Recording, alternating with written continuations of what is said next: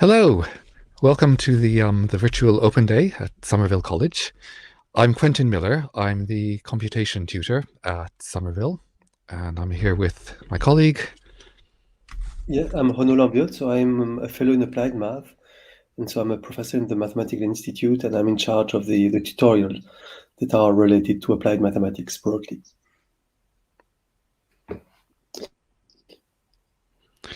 Okay, we have the first question, which is what's the best thing about maths and/or computer science at Somerville? Okay, I'll speak on the computer science side, of course. Uh, well, computer science, certainly at Oxford, I think is a wonderful course. Uh, it's There's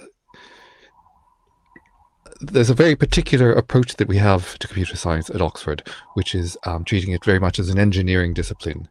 That is to say, rather than just giving technical skills, such as coding, we use, just as engineers in the traditional sense use maths to reason about the structures that they're going to create and how they'll behave, rather than just building bridges and seeing whether they stay up or not. We use maths and logic to reason about the programs that we're going to construct to see how they're going to behave before actually trying to run them. So I think it's a very good course at Oxford. It's a very good approach that we take. And Somerville, well, all the colleges have good teaching.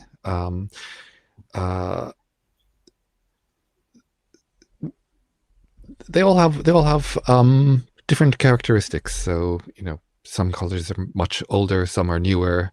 Some people prefer one or the other. Some colleges have specialities and things other than the actual discipline you're going to study, because that is important. Also, you're not going to be studying all the time, most of the time, but not all the time. So, certain colleges specialize in sport, in music, things like that. Somerville particularly, well, going back to the teaching, Somerville is one of a group of colleges who pool our upper year teaching in the second and third years, where we do much more teaching in the college rather than in the department. So you get more personal tuition than in some colleges. Okay, Renaud will speak to the maths side of this. Yes, I will just comment about mathematics. And so, well, first of all, you probably know that Somerville was named after a mathematician. So clearly, mathematics is at the core of Somerville College. Now, again about Oxford. So math at Oxford is, I think, a very, very wonderful teaching experience for many reasons. One of them being that you are part of a large number of students. And so typically in the first year, there are about 300 students that are taking part in the courses in the Math Institute. And one of the particularity of Oxford is the fact that you combine these large classes, right, where this is what you receive in the lectures, which is combined with some more personal interactions that takes place inside colleges with your tutors. So you have the feeling to be part of a broad group. You have the possibility to meet many people, also to be in contact with many different types of professors having their own expertise. But at the same time, it's not like you're just one number among many numbers, because there are still these more human relations that take place inside the colleges, where as tutors, well, people like Quentin and I, well, we get to know personally the students. We meet them every week in small groups, typically groups of 2 or 3 people. Now, I think that really mathematics at Oxford is, well, it's clearly, I think, a wonderful experience and a very enriching one. Now, about Somerville itself, so, well, as Quentin said, well, the different colleges offer excellent teaching. This is clear. There are some differences that are maybe more in terms of the style and the values that they may have. Some are more conservative, others are maybe more progressive, if I may use the word. And I believe that Somerville would be part of the second group. And something that is also very practically important is the fact that, well, the Math Institute is next door to the college, which is something that is important, I suppose, for two reasons, right? The first one is the fact that, well, the teaching is divided in the first years between the college and the department. So having the possibility to go back and forth is going to be much more practical if you have to walk 200 meters instead of walking 3 kilometers. And I know that also for the students, having the possibility to wake up 10 minutes just a bit later is a very, very important quality that Somerville does have. And the computer science department is also very close. One other thing I'll just say about maths and computer science at Somerville particularly is that even though these are, I mean, we have a joint degree in maths and computer science. We also have the individual degrees, just maths, just computer science. But for all of these students, even if they're studying just for the single honours degree, we do a lot of activities together as a group because, you know, even though the courses are different and the things you'll be examined in are different, we're all interested in the same sorts of things. So yeah, we do a lot of activities together as a big maths and computer science group. We have another question. For international students taking APs, what would be the required courses versus the recommended courses? Also, what is further maths in the context of APs? Again, please. Thank you. Okay, it's not clear whether this was about maths or computer science because the admissions requirements are a bit different. Okay. So there, if you go to the website, well, I'm looking at the computer science website right now. So if you go to Oxford Computer Science, right there on the front page, you'll see something about admissions. So you go there, and there's a big list of all sorts of qualifications. So these are for people doing A-levels, IB, Scottish Highers. Big section about overseas qualifications. So this is whether from the US, Ireland, Poland, Romanian, specific ones, as well as more generally. So I won't read these all out because you can go to the website and have a look at that. If anything isn't clear after seeing the website, yeah, do get in touch with the department, and we'll be very happy to clarify. Yeah, and I will just answer the same. So I think that if you go to the web page of the Math Institute, this kind of information should be available. And if it's not clear, well, I would trust more people from the academic office than my own judgment on these questions. So please send them an email, and they are very, very reactive, and they will provide you, well, the answer that you need. Yeah, because there are people in the department whose job it is to know exactly about all these things. So your question will go straight to them. Rino, your turn. Okay, so when we're deciding which college to apply to, should we take the areas of expertise of the tutors into account, or should we mostly focus on the atmosphere of the college? Well, I think that both are important, clearly. So, well, the atmosphere is something that is important because you're going to be living there for, especially in the first year and maybe later on as well, depending on the colleges. So clearly the atmosphere is going to be part of where you live. And I wouldn't say that the college is a family, but it's a bit of a proxy for it, in the sense that you're going to be living there, you're going to be meeting people, you're going to be like living in this kind of bubble in a way for fairly long periods of time.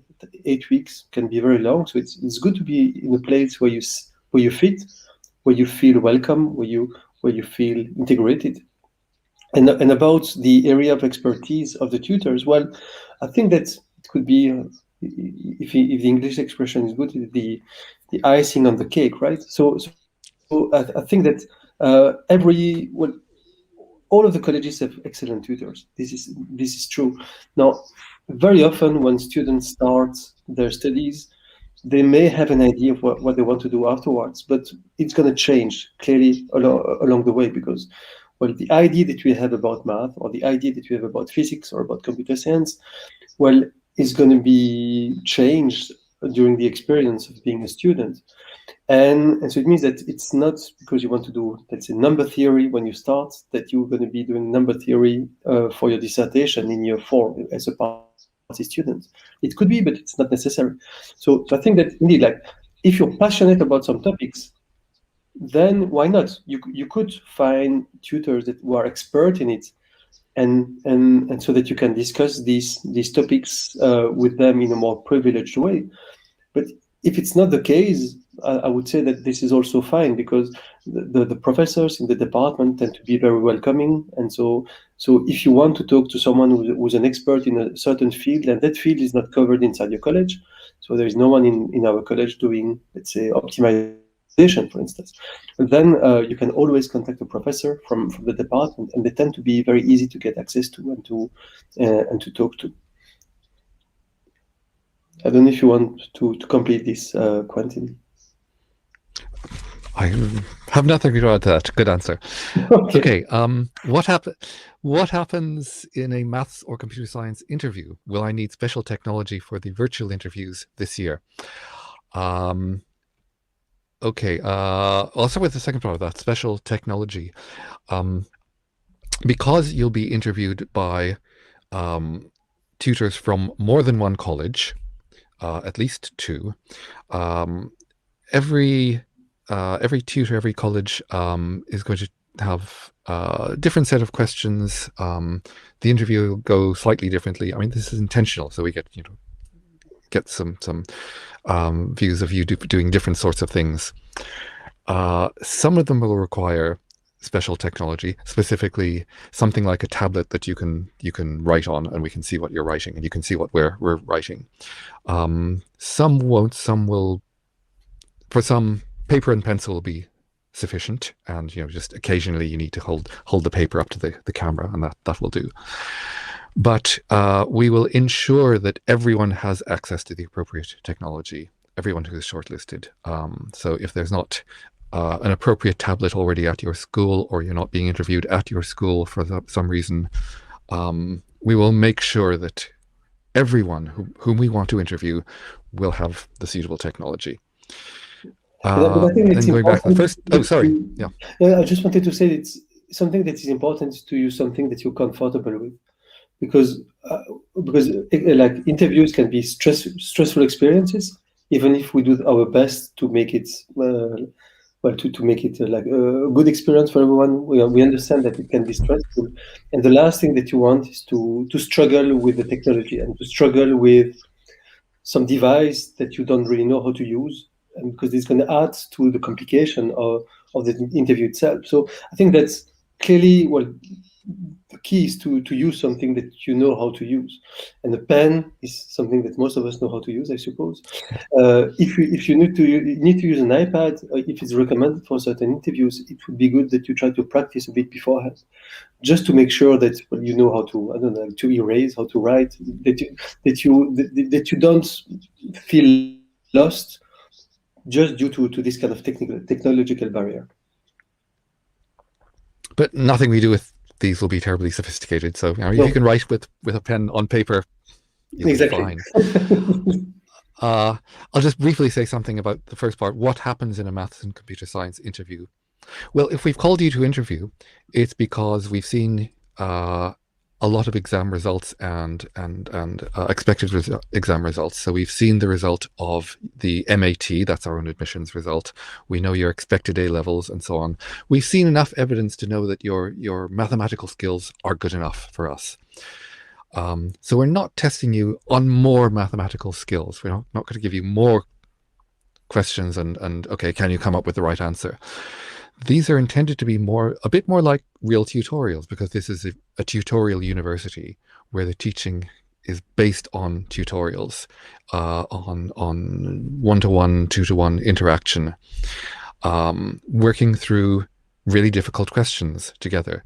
So what happens in an interview is mostly we will give you some interesting and difficult questions to work with, not necessarily to answer. I mean, if you come up with the answer eventually, that's fine.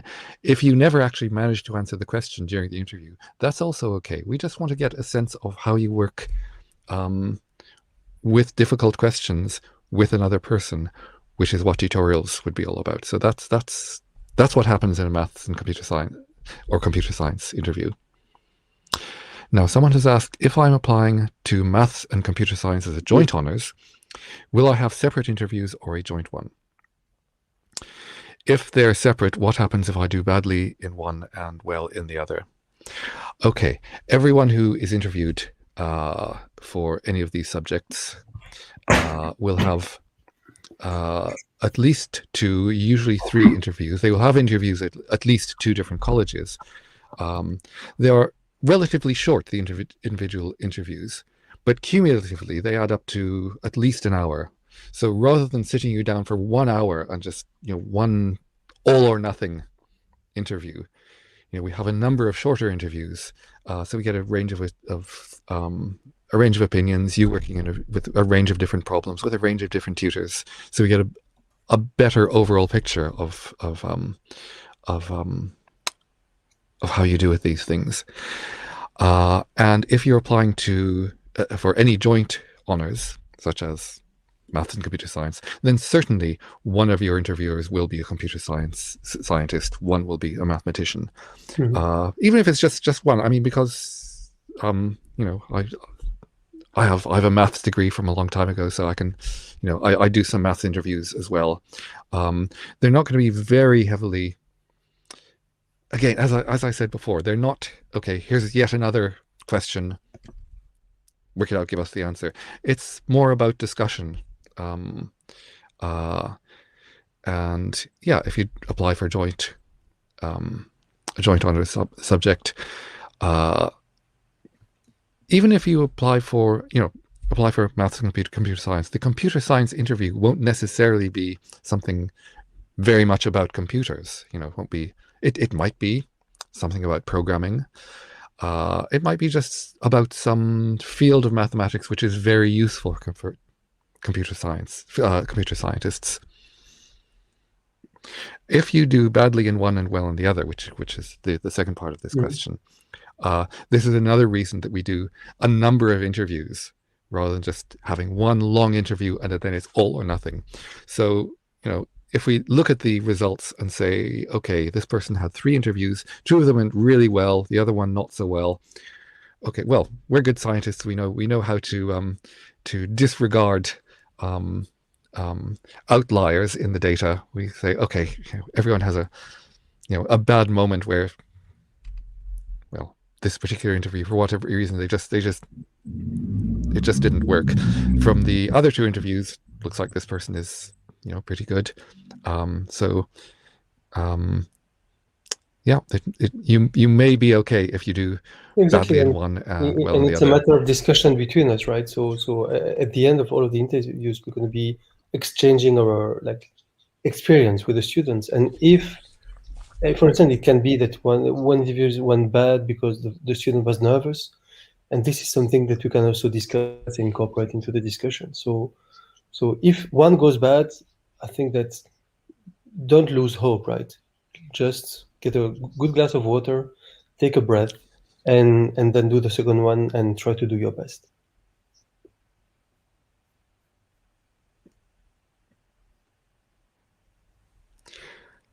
How does the Oxford Computer Science course compare with the Cambridge course? Well, they're both excellent. It's well, as I said before, we largely because of the history of this. Computer science is such a new field in universities, comparatively new. So in different universities, it has arisen from different existing fields. So in some universities, it grew out of the engineering department. In some, it grew out of the maths department, and so on. So this will give a different flavor to the courses in different universities. And there isn't necessarily a best course for computer science. It's what approach really appeals to you. So have a look. Yeah, have a look at the websites of certainly these universities and some other universities and see try and get a feel for what they what they think computer science is all about.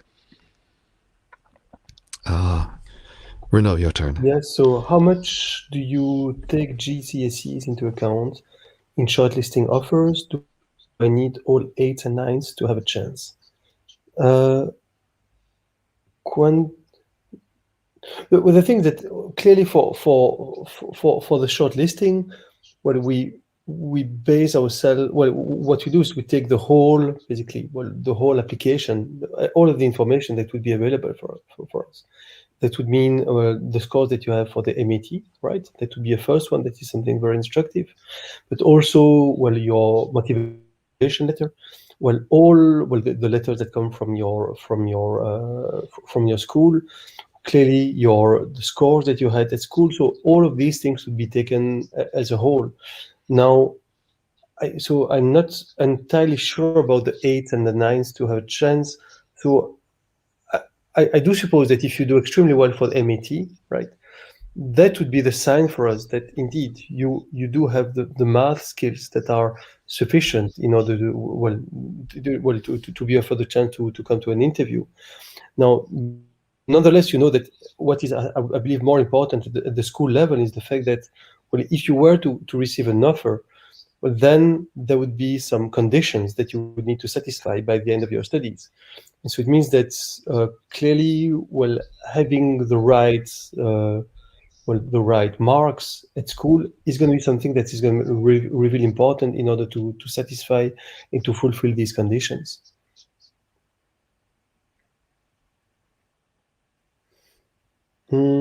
So do you want to add something on question 7, Quentin, or do you think it's sufficient? No, I think you've covered it well. Yeah. Okay, this next question I think is definitely yours. Yes, so the compulsory dissertation in the 4th year of math, is there support in learning how to write essays, given that we might not have written any since our GCSEs? Well, actually, it's a good question. So I supervised each year something like 5 to 10 actually math essays in the last year, and so because there are different masters, because there are the party students, but then we also have masters in math called MMSCs, MPhOcs, so the masters where students would come from abroad in order to do 1 year of master, where you also do have like a compulsory dissertation. And every year I'm really impressed by the very, very good quality that these dissertations have, not only in terms of the writing, but also in terms of the content that they do have. Now, the thing is that I don't know if there's a specific course on essay writing, but along the way, you have other essays that you need to write. So it means that you're going to be learning along the way what is the good practice in order to write essays associated to mathematics. Is there a specific course on that? To be honest, I don't know the answer. Is there one in computer science, Quentin? Not specifically, no. I mean, yes, we have also the 4th year dissertations. Yeah. But yeah, this won't be your the first time since your arrival at Oxford that you will have been writing essay style questions or short essays of one form or another. And the things that as Quentin said earlier, so this is a tutorial system. So it means that because it's a tutorial system, along the way, every week you will have to submit some material to us. It won't be essays, but nonetheless, it will already be something in which you're going to be having to explain what you do by writing it. And so it means, and this is clearly something that you also see along the course of the first year, where there is no essay, is the fact that, well, the solutions that are provided by the students initially and at the end of the year, well, obviously they will cover more complicated questions, but also they're going to gain in clarity. And so something that you will learn along your years is going to be able to explain what you do. And usually, well, the key quality for writing good essays is, empathy for the reader and clarity. And this is clearly something that you're going to learn along the way, initially through solutions, then shorter essays, and towards the end for your dissertation, you have a long one. It's a challenge. I won't say this is true. It's a wonderful challenge because it's the first time that you dedicate a lot of time to just one piece of research, but most of the time the students tend to like it very much.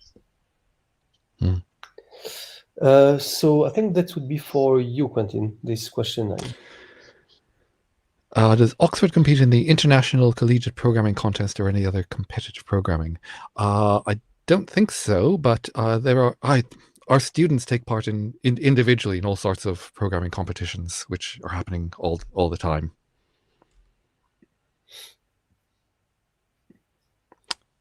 Something about maths?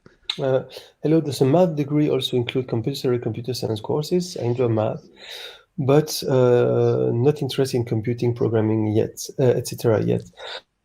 Well, there's going to be some of it because, well, clearly, well, the things that you're going to learn, I don't know exactly what are the, there is a course of, well, like computational mathematics. And so you're going to be having some courses on numerical analysis, for instance. And these will include the need to be able to program initially in fairly simple languages like MATLAB. So clearly, you're going to learn. This is something that you will. It's going to be one of the skills that you will need to learn. Now, the level to which you're going to learn it is going to depend on your options, because clearly in the first years there is like there are few options, but in first year there is no option. It starts afterwards in year two, but starting at year 3 and 4, then you can really go into directions that are closer to your own interest. And so if you go into more applied mathematics, then clearly you're going to be having to be able to program in, well, MATLAB. People do usually Python or sometimes C++. And but if you go towards pure mathematics, then I think that you're going to be safe without any kind of programming. So there's going to be a bit of it, especially in the second year. But yeah, in the level that you're going to reach is going to depend on the option that you take, typically starting at the third year. Uh, Okay, the website says you work on a personal project in the third and fourth year of computer science. Do you have any favorite examples of projects done by third and fourth year students? Well, of course, this is going to be influenced by by my own favorite topics, the things I'm interested in. Yeah, I've supervised some of these projects, and they're all really great because uh, they involve a surprising amount of original work, original research. I mean, this is genuine research, um, and favorite examples. Well, all the ones I've supervised, certainly, because I've supervised ones that are in topics that I'm interested in or specializing in. So yeah, these are ones to do with typically with language design, theory behind languages, analysis of programming languages, that sort of thing. But the range is vast. You know, some of them are completely theoretical. Some of them are very much more practical. And yeah, by the third or fourth year, something will have caught your interest, and you go for that. And the range of what it might be is enormous, and you will then be supervised by someone who is a specialist in this area. So it won't necessarily be your college tutor, one of your college tutors, but it's a big department. There are a lot of people specializing in a lot of things. So there'll be someone for whom that is their field, and they will guide you through it. and I can say that in math, usually the problem is more like restricting the possibilities. So I know that many students, well, they have too many potential projects. They are interested in many things, and at some point they need to choose one. And so the choice, the problem is sometimes more to choose one topic more than having to find one. I think that would be our last question, I suppose, because we're going to be ending soon. Probably, yeah. Yeah. So we have question. So what is a tutorial like? How many students are there in a tutorial on average?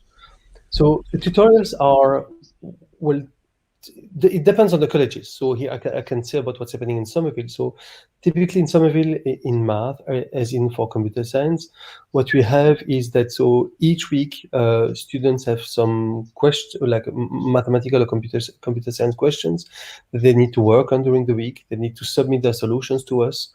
We mark them, and then we meet the students the next day or the day after. And the whole tutorial is going to be based on what the students provided us, because it helps us to find out what are maybe the difficulties that they may have in certain aspects of the material. And typically what's happening is that tutors are going to be explaining specific questions or specific concepts on the board in very small groups, typically groups where you have 2 or 3 students with the tutor. Everything is on the whiteboard, well, if COVID allows us to do so. And the thing that this is also aimed to be a discussion. So because it's a small group, there is no need to be intimidated in any way. We talk, yeah, in a fairly equal level. And very often we also invite the students to go on the board and to explain to us and to their peers some solution that they found by themselves. So the idea is, well, to provide this kind of like very tailored information, something that is tailored to the needs of the students from the feedback that you had from them, but also to give them the possibility to explain what they do, because usually, and I think that everybody agrees on that, you really understand something when you know how to explain it.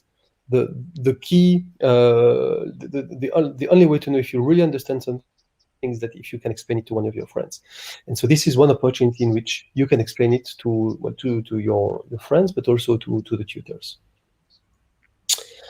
Okay, Uh, there's an important question for you right now. yeah, so I was wondering how many girls join math in Somerville in an average year.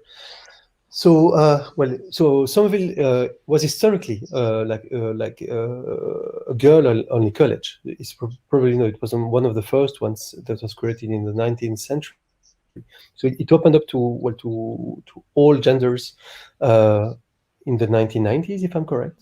Now, typically, I would say that in math, we have almost half of the students would be female. So I think that in math, uh, like single math, we have like around 8 students each year coming in, and every year I think that we have three female, around 3 female and around 5 male. So I don't think that we have the exact balance, but we are close to it.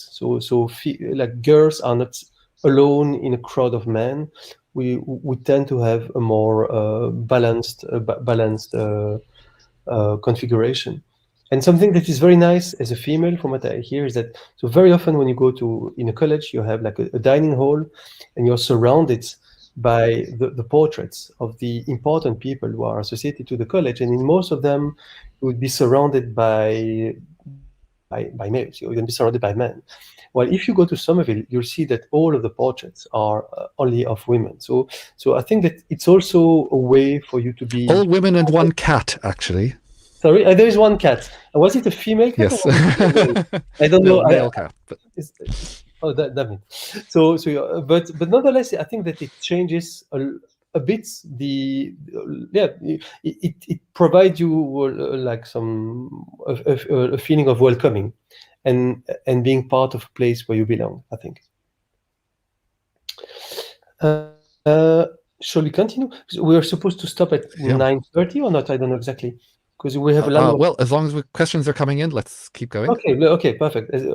Until we are interrupted. So please, could you say if it is possible to apply for deferred entry in math? Do you ever consider such applications? Uh, I think we do, don't we, Quentin? We do certainly Yeah, in exactly. both We had subjects. one last year, I think. But So, so what we do like to see in an application for deferred entry is why you're deferring, and yeah, if you have some good reason, some worthy reason for deferring. So we'd like to get some idea of what you plan to do mm, in your year between school and university. yeah, I fully agree. But yes, such things are allowed.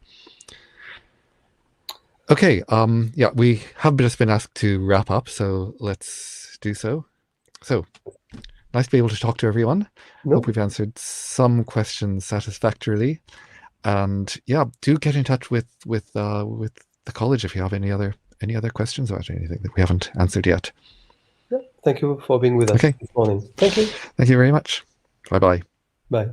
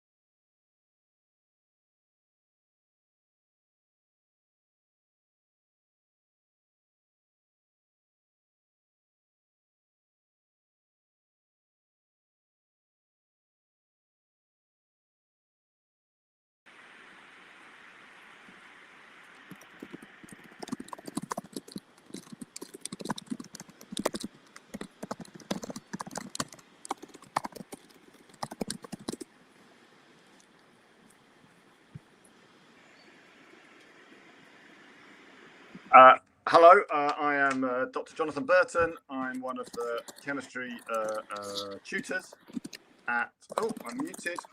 Goodness me, how do I unmute? Okay, am I on now? Okay, fine. After a number of false starts. So, hello again. I'm Dr. Jonathan Burton. I'm one of the chemistry tutors at Somerville College. And apologies for looking slightly like a zebra. This is because I'm sitting in front of a very bright sun with a Venetian blind. But apart from that, I should be able to answer your question. So we have questions come in, and it says, what are the key things you look for in an applicant? What do you suggest I do during year 12 to prepare for an application to Oxbridge for chemistry? And should I have relevant work experience, or are there books, lectures you would recommend? Okay, so what do we look for in an applicant? Well, clearly they've got to like chemistry and be good at chemistry. And the requirements for chemistry at Oxford are you need to have done chemistry and maths, and you need to achieve those at a very good grade. So overall, the requirement is 2 A stars and an A. So you need to be good at chemistry and you need to be good at maths. There's quite a lot of maths, especially in the first year, because you need that for physical chemistry and for parts of inorganic chemistry. I'm actually an organic chemist, so there's not that much maths involved in organic chemistry, but you do need the maths. So we're looking for people who are good at chemistry, good at maths, have got good grades, and who perform well at interview. That's what we're after. And in terms of preparing for that, what should you do year 12 to prepare for an application to Oxbridge for chemistry? Well, I guess one of the key things that people often ask is how should you prepare for interview, which is also how would you prepare for an application, I guess. And I think one of the key things is to make sure you know what you've been taught. So chemistry isn't really a modular subject. Sometimes it's taught as a modular subject, but it's not really a modular subject. So you need to know everything you've been taught. That is a good thing to do. So make sure you know what you've been taught in the previous years of your chemistry studies. That's very important. Should you have relevant work experience? I don't think work experience is important for an application. I think in preparing there are books you can read and general science you can read, but I think that the most important thing is to know about the subjects and the modules that you've been taught so far. And one book which I sometimes recommend to people, it's kind of on the edge of A-level and first year undergraduate, so it can be a bit complicated, is this one, Why Chemical Reactions Happen, by James Keeler and Pete Wuthers. This is kind of a bridge between school and university, but that's a very good book. If you find it a little bit challenging, that's no problem. Don't worry about that, because it is slightly above school level, but it will give you an idea, and it's a good, useful, relatively short book to have a look at. I think that's a useful guide. And then we have another question. I'm studying maths, further maths and economics, as well as chemistry. Does it matter that I don't have another science subject to have a chance of applying for a place in chemistry? So if I remember correctly, you just need 2 A stars and an A, and you don't need to have 2 sciences. You do need to have maths and chemistry. And it's certainly the case that we've taken people at Somerville and in the university as a whole who have chemistry, maths, and another subject which isn't a science. So it's not key at all. You can have those different subjects. That's not a problem.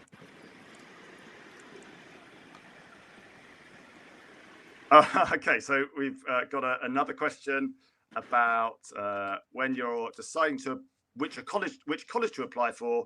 Should you take the areas of expertise of the tutors into account, or focus mainly on the atmosphere of the college? So in reality, the way that teaching happens at Oxford for chemistry, it happens in 3 different ways. So there are the lectures, and if you're a typical week for a first-year undergraduate, you would have about between 10 and 12 lectures on a typical week, and those are in the mornings, nearly always starting at 9 in the morning. And then you'd have practical chemistry, so you've got to learn how to do practical chemistry. Chemistry is fundamentally an experimental subject. Of course, there is theoretical chemistry, and you'll learn how to do that as well. And that happens on 2 afternoons or long afternoons. They start after lectures a week. And then there are the tutorials and the classes. So typically as a first year, you would have 1/2 tutorials a week in chemistry, and then you will have a maths class as well, because you need to do, at the end of the first year, you do 4 examinations. You do physical chemistry, inorganic chemistry, organic chemistry, and maths. So there's a maths class. And then there are also some, but not very many, physics classes, particularly for those people who haven't done physics at A-level. And so in terms of applying to a college, and to actually answer the question that's been asked, I don't think you should really be concerned about the expertise of the tutors. I think you should, in choosing a college, I mean, I'd like to plug Somerville. I think it's great. I think it's a friendly college. But you should go, if you can, have a look at a number of college websites. You can do that very easily. If you get a chance to visit, which you may be able to do, then you can have a look at them and just see what they feel like. And really, it's just up to you. It's very hard to give a steer as to which college you should apply for. Of course, I think you should apply to some of them. Okay, and then the next question: how much time do chemistry students spend in labs each day, a week? So, okay, so that's I maybe answered that in the previous question. So you spend 2 afternoons a week, although the afternoons begin at 11 in the morning. So you spend 2 afternoons, full afternoons a week in the labs. So either Monday, Tuesday, or Thursday, Friday, and then Wednesday. There's no labs for first years, and that is a great way to learn how to do practical chemistry, which ultimately you will use, or most people will use. They may do theoretical projects, but in the 4th year, you may have read about this. The 4th year, which is called the Part 2, is a 9-month solely research project. So there's no lectures, there's no examinations. You have to write a thesis, and you have a small examination on that, but it's not a written examination.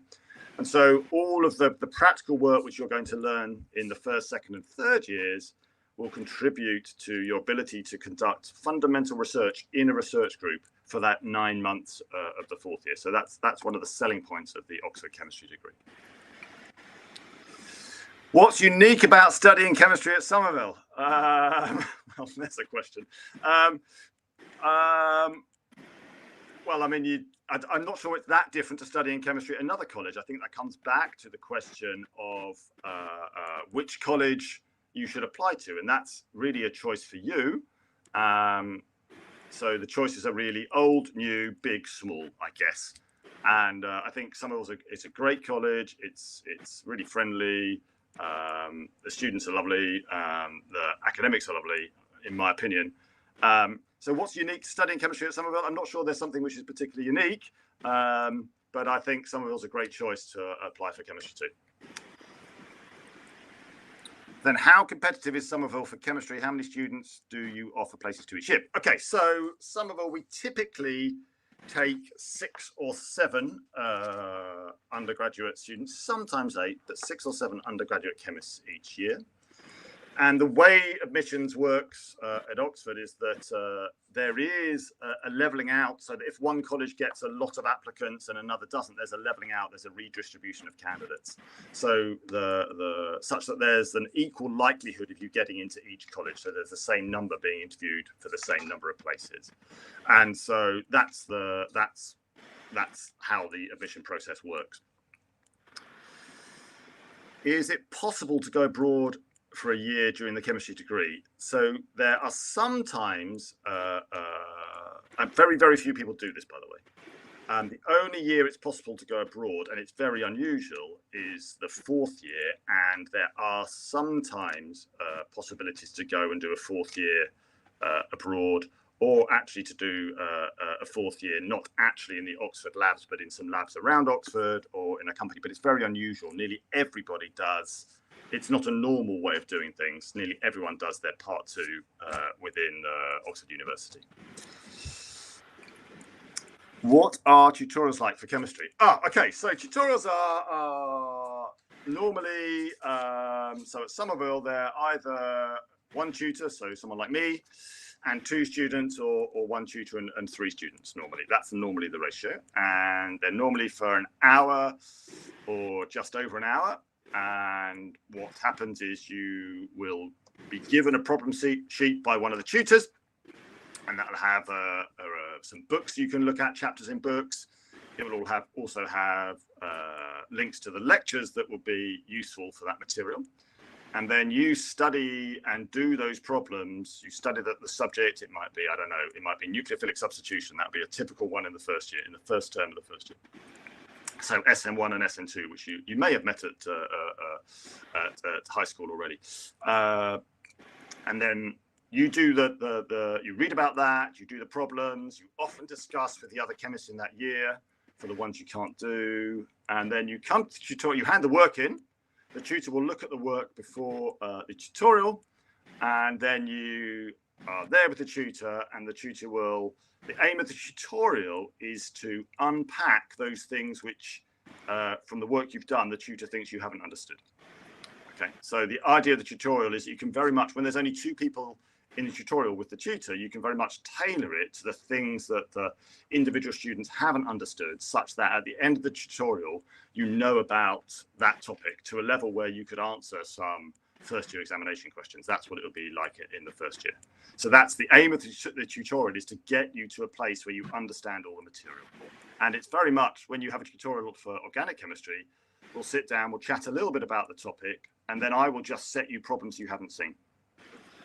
And you will do those on paper, and then we'll see where your understanding is and how well that is, how good that is, and then we'll see where areas we need to work on and we need to clarify. So it's all about getting you to a stage at the end of the tutorial, having done the tutorial work, to be able to answer questions in for example, the first year exams, which are called prelims, but just so you understand the topic. What's my favourite thing about the chemistry course at Oxford? So I actually was an undergraduate in Oxford, and I loved the course. And I think my favourite thing about it when I was a student was the tutorial system. I was taught by some amazing tutors, and that's, I think, the reason why I'm now an academic here. Particularly that's why I'm organic chemist is that my organic chemistry tutor was amazing. I actually had one-to-one tutorials with them. And I think that's the most amazing thing about the chemistry course at Oxford, is the tutorial system, whereby you can really get to grips with the subject, and any misunderstandings you have or things you just don't get, the tutor can guide you through. So I think it's a really powerful way of learning a subject. What's my own area of research expertise? Oh, well, I have I'm an organic chemist, so I do a whole range of things. I do work on the total synthesis of natural products, so complex molecules, finding new methods to make those, developing new methods which potentially could be useful in for example, the pharmaceutical industry. I also do some completely blue sky research on these things called oxonium ions, which are compounds related to H3O+, so related to protonated water, but much more complicated than that, involving carbon, because I'm an organic chemist. So that's just a very brief overview of the things I do. But fundamentally, everything that we do is underpinned by an understanding of the mechanism of curly arrows. And that's one of the main things that we try and do in organic chemistry in the first year, is to get to grips with that. Will I be disadvantaged if I don't have further maths? No, you won't. There's plenty of people who don't have further maths when they come. And the aim of the maths course is to take everyone, those who've done further maths and those who haven't, to a level which is slightly above further maths, to be able to do all the physical and theoretical chemistry. So you won't be disadvantaged if you haven't done further maths. What do I look for in a good personal statement for chemistry? Well, let me just say one thing about personal statements. Make sure if you've written anything in a personal statement, you can talk about it if it's asked to interview. So occasionally, maybe not occasionally, but sometimes the interviewers will ask questions about the personal statement. And just make sure that what you've written there is you can talk about it. Okay, that's the important thing. Be truthful in your personal statement. Don't try and finesse things too much. Just be truthful about the things you like, what you've done, whatever. Okay, and because occasionally, sometimes there'll be questions about the personal statement. More usually, though, a chemistry interview is just technical questions about chemistry. Okay, that's really what an interview normally is. What are some examples of research groups which fourth year students have worked with? So basically, any of the academics in the department, of which there are about between 50 and 60, will take what are called Part 2 students, which are fourth year students, and do research projects. So you can work in the vast majority of students get their first choice of academic as well. So you can work in theoretical chemistry, looking at quantum mechanics, for example. You can work in physical chemistry. You can work in inorganic chemistry. You can work in organic chemistry. You can work in biological chemistry. There's a whole host of projects available, and basically all the academics will take 1, 2, 3, or 4 Part 2 students, and it's a really great opportunity to have a taste of what research is actually like, proper research is actually like. So there's basically almost any of the research groups. If you look at the chemistry department website and you look at the research of all the academics are listed there. You can have them alphabetically or by section, and then you can see the kind of research they do. And there are Part 2s involved in most of those projects, which are on their websites. Okay, so another question. What are labs like in chemistry? How much guidance do you get during a lab practical, and how much is it just figuring things out yourself? Okay, so the labs, there's a brand new, only a few years old, teaching laboratory called the Chemistry Teaching Laboratory, which is about, I don't know, 100 meters from where I'm sitting, so very close to the main chemistry department. And when you do labs, you have the people, the academics and the technical staff who run the labs, who are very, very knowledgeable about all of the practicals because they have designed the practicals. And you have these people called junior demonstrators or demonstrators, and they are PhD students. So they are graduate students studying for a doctoral degree in chemistry, who are there to look after you, you can go to ask questions. So there's a lot of supervision there. Of course, there's some figuring it out yourself, but there's a lot of supervision there. So if there's something you don't know, there's bound to be stuff you don't know. There's bound to be equipment you haven't used, inevitably. And so you'll be shown how to use all of that. So you'll be led through. Because it's really about learning how to use and how to do practical work. It's a bit like, I often say that organic chemistry and inorganic chemistry, practical chemistry, is a bit like learning how to cook well. Okay, so you've got to learn how to use all the equipment. You've got to learn how to fry the onion. You've got to do all of these things. So you've got to learn how to do that, and it takes quite a long time to learn how to cook well, and it takes quite a long time to learn how to do organic chemistry and inorganic chemistry and physical chemistry practical well. And that's all what you'll learn in those 3 years in the undergraduate labs, and then you'll learn in a much more specialized way in the 4th year project, the 9-month project, the Part 2 that you'll do with an academic. Do you have different tutorials with different tutors for each section of chemistry, organic, inorganic, physical, or is it just one tutor does all of them? Gosh, if one tutor could do them all, they would be an amazing individual. No, we have different tutors for each one. So at Somerville, there are 3 tutors. There's myself, Jonathan Burton, there's Mike Hayward, who's the inorganic tutor, and there's Dean Shepherd, who is the physical chemistry tutor. And you have inorganic tutors with Michael Hayward, physical chemistry tutors with tutorials with Dean Shepherd, and organic chemistry tutorials with me. And then you have mathematics with actually a graduate student who was a previous undergraduate at Somerville. He's teaching maths for us at the moment. And so you have a different chemistry tutor for each one, because it's very difficult to be an expert to be able to teach in all 3 areas. Okay, the Oxford website says the chemistry course is currently under review. How might it change? Yes, okay, so you shouldn't worry about this. It will only change in moving various courses around from various years, maybe adding a bit of material, maybe taking a little bit of material out. So that is under review. You should not worry about that at all. It's going to be very similar to what it is, almost definitely. There'll just be a rejigging of material and maybe removing some and maybe adding some. So I wouldn't worry about that. Do you take the teacher reference into account, or is it mainly the personal statement and the grade? So we take everything into account. Of course, your actual grades and your predicted grades are important. Of course, the teacher's reference is important, as well as the UCAS statement. So we take everything into account when we are looking at applicants. How much overlap is there between the chemistry and biochemistry courses? So the biochemists actually do a little bit of the first year organic chemistry. So there's not overlap in terms of lectures. They don't go to the same lectures. There's overlap in a little bit of content from organic chemistry. And then what the chemistry course has is it has components of biological chemistry. So there's some biological chemistry in the first year, there's some biological chemistry in the second year, and biological chemistry in the third year.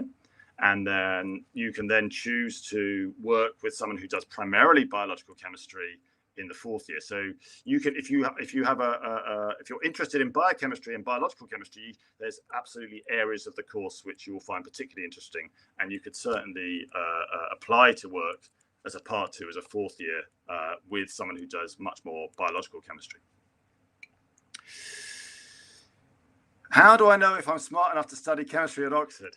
So okay, you need to be good at chemistry. There's no doubt about it, and you need to be good at maths as well. There's no doubt about that. You need to get A's in those subjects at least. But I think you also need to really like chemistry. The chemistry course at Oxford is very full on. Okay, there's a lot of work.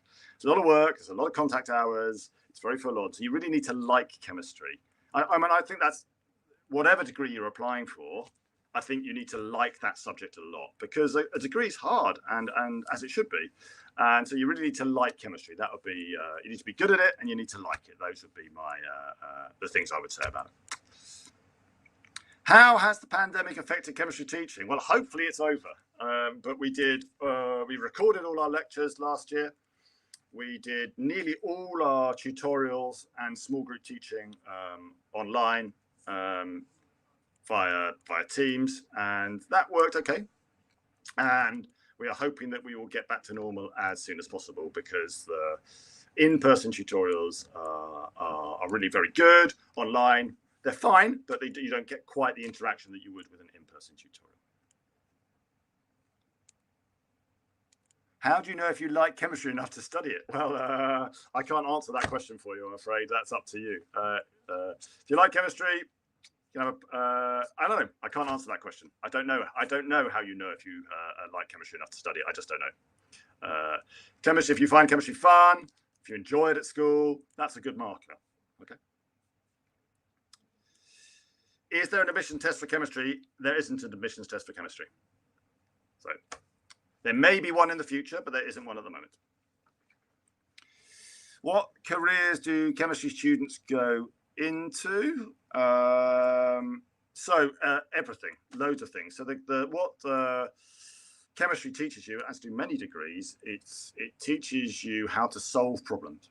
You really are learning how to solve problems. And what the tutorial system does when it's two students and the tutor, what the tutorial system does is you're solving problems in front of your tutor and another student all the time. So you get to a level of confidence about solving unknown problems, which is really useful for a whole host of careers. So a lot of chemists stay in chemistry. So either they do graduate studies, so a PhD, or they go and work in, for example, the pharmaceutical industry. But a lot go into other things. I mean, some, of course, go into the city and do management consulting, but anything. Chemistry, it's a world of opportunities afterwards. Quite a few people go into teaching, but you've learned these skills of problem solving, which really you can apply to almost any career. Oxbridge claims that the tutorial system is really unique. Is this true? I think whichever university one goes to, one will have small group teaching. It's just about the size of the group. So in Oxford and Cambridge, it's a very small group. So it's 2 people. Often 2 people, and I think that allows one to effectively personalize the tutorial. So I think I would say that I think the tutorial systems at Oxford and Cambridge are unique. Yeah. So do you have to do all 4 years of the degree, or can you finish after 3? You basically have to do all 4. There's a slightly odd thing after 3, but no one does it. So you basically have to do all 4 years of the degree. What would you say is the most challenging thing about the course? Okay, so the workload is high. There's no doubt about it, which is why it's important to like chemistry. The workload is very high, and I think that is, for some people, very challenging. I think the most challenging thing that first years find, so just coming in, is this transition between high school and university. So in many respects, a university degree course, you go to lectures, you do practicals, and you prepare for the tutorial. So in many respects, you're teaching yourself as far as possible. And maybe that's slightly different to high school. But this transition between high school and university, I think, is the thing that often people find challenging. It's important to do that transition. The tutorial is there to sort out misunderstandings that you've had with the material. But it's about this self-study. You've got to be very motivated to self-study at university in any subject, but certainly in chemistry. And I think in the first year, that's one of the things that people often find challenging, at least in the first term, is this transition between high school and university. So the question now is, can you do a conversion course in your final year? If I wanted to go on to do law, would I complete my chemistry degree, then go on to do law after that? Yes, you would. There's no conversion courses in the fourth year. You'd complete your chemistry degree and then go and do a law conversion afterwards, how that would work.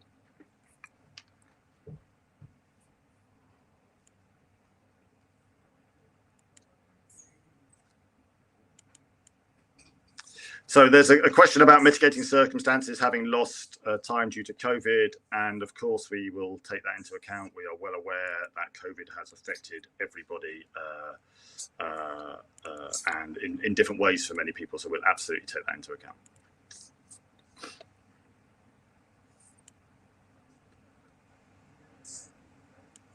Why do some people get rejected for a chemistry interview at Oxford? I saw on the Oxford website that 93% of applicants are interviewed.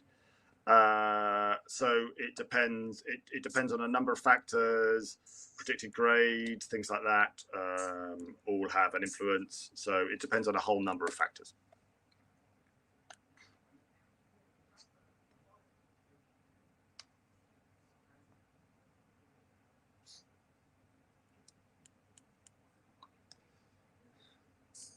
Okay, well, thank you for all your lovely questions, and I wish you all the best of luck in whatever you decide to do, whether it's to apply for chemistry at Oxford or whatever you decide to do. So, and enjoy your term, and I hope COVID is not affecting you too much now. So all the very best for the future term.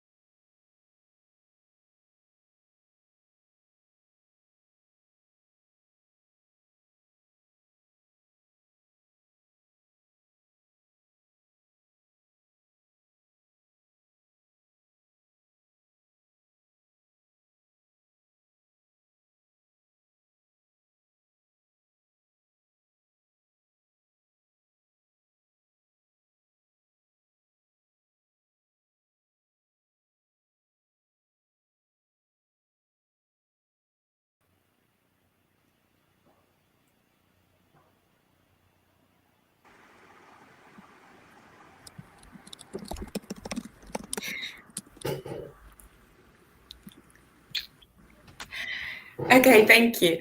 So you're in the session here with Somerville Classics tutors. You've got three of us. I'll start introducing myself. I'm Beata Dignus. I'm the ancient historian in the college. I'm a Greek historian, but teach Greek and Roman history. And my personal interests are in Greek religion and ancient Anatolia. I'm Dr. Charlotte Potts. It seems to be ish now. Okay, we'll continue to introduce ourselves. I'm Charlotte Potts. I'm the tutor for archaeology at Somerville. I'm the lecturer in Etruscan archaeology, which is the civilization in Italy that predated the Romans, but I teach all of the Roman material culture papers as well, and I've got special interests in architecture and religion. Yeah, I believe our third colleague has disappeared. I can't see Luke right now, and clearly he can't introduce himself. So he should be with us, Luke Pitcher, who's our language and literature tutor, and he's a specialist in ancient historiography. Luke, so just go ahead, see if we get Luke. Yeah, I'm here, actually. Oh, you're there. I'm so sorry. Yeah. I can't see you. So Yeah. I'm Luke Pitcher. I'm the fellow in classical literature. As Beata was saying, I'm mostly interested in ancient history, the literary aspects of the writing of history in the ancient world. I teach most of the literature options. Right, I think we've got our first question coming in from the site, which is, why is Somerville a great place to study classics and CAR and AMH? And AMH is short for ancient and modern history. So obviously already we have a range of degrees that you can study if you come to Somerville. And that's in particular because we have so many tutors. There's actually 4 of us. We also have an ancient historian. So we have, I think we're the only college with the full complement. And that means we get a really great classics cohort, as well as lots of people and lots of resources. Beata and Luke might want to say a bit more about some of the resources and skills we have in-house. Yes, I mean, as Charlotte was saying, the ancient world, at school you've only been introduced, or mainly been introduced to the language and literature, some of you classical civilization, and have done a little bit of history and archaeology. We've got kind of a broad range of disciplines, and there's a 4th classics tutor, an ancient philosopher, Karen Nielsen, who's also fellow at the college. And yeah, you've got the 3 of us here representing ancient history, classical archaeology, and language and literature. So that's what makes Somerville kind of a vibrant place for classics. We've got, as a consequence, quite a good cohort, because we admit every year about 5 to 6 students in classics, and then the related joint courses, classics and modern languages, classics and oriental studies. And then we've got about 3, sometimes even 4 students in CAR, classical archaeology and ancient history, and always 2, sometimes even 3 students in ancient and modern history. So that gives us, on the undergraduate level, sort of a good cohort. And we also have graduate students in classics, which broadens that. And we try to also intensify links between undergraduates and postgraduate students. I should say we have a fantastic college library as well. I think possibly the best college library outside the departmental university library, where students who are staying in college, and even if you're living outside, you can come in and work and study there. And we have a phenomenal range of resources. Luke? And having those sorts of resources on site does make a difference, because if you're thinking about the actual difference that college life makes within your university career, it is certainly true that whatever option you want to do within classics, you can choose and will be sent out to someone in the university to do. But if you don't have the resources for that in your college, you get sent out to a specialist in another college, which is fine. And that's one of the great things about Oxford. You have access to so many resources across the whole of the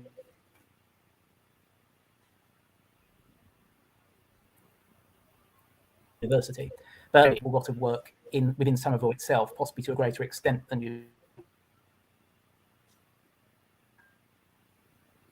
I think Luke might have Almost frozen. random. Oh, no, there we are. Sorry, Luke. I was just going to chime in and say we even have our own museum collection of teaching objects, of classical artifacts as well in-house. So across all different media, all different kinds of resources, we've got an awful lot here. And it's a very pretty place, and you can sit on the grass.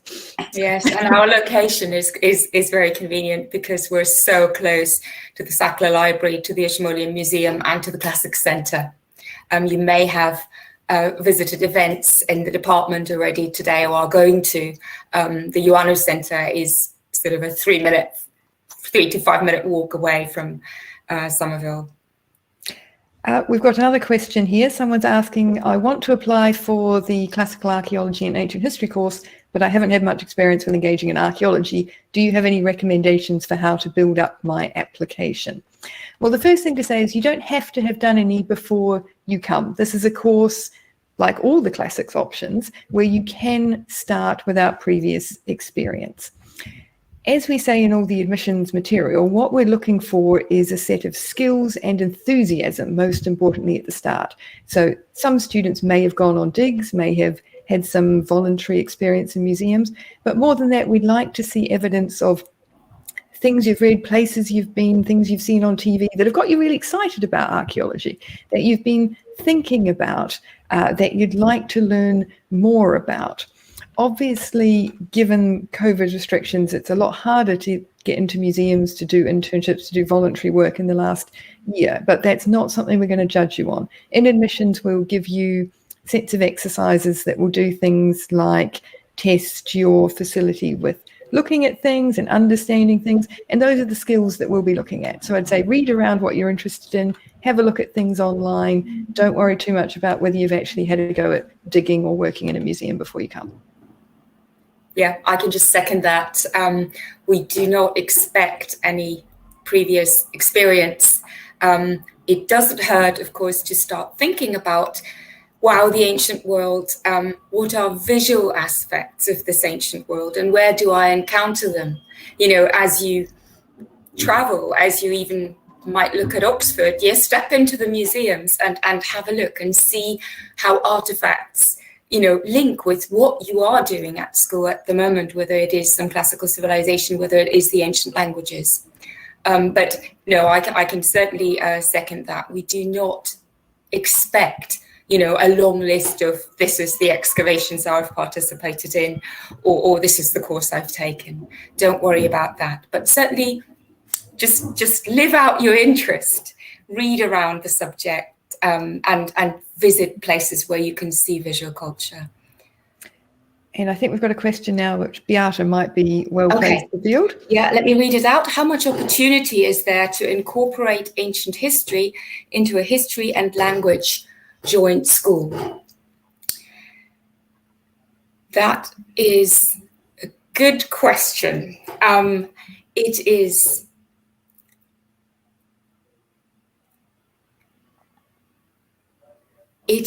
There is an opportunity, but it is not, the three courses that I normally teach in are, of course, classics, classical archaeology and ancient history, and ancient and modern history.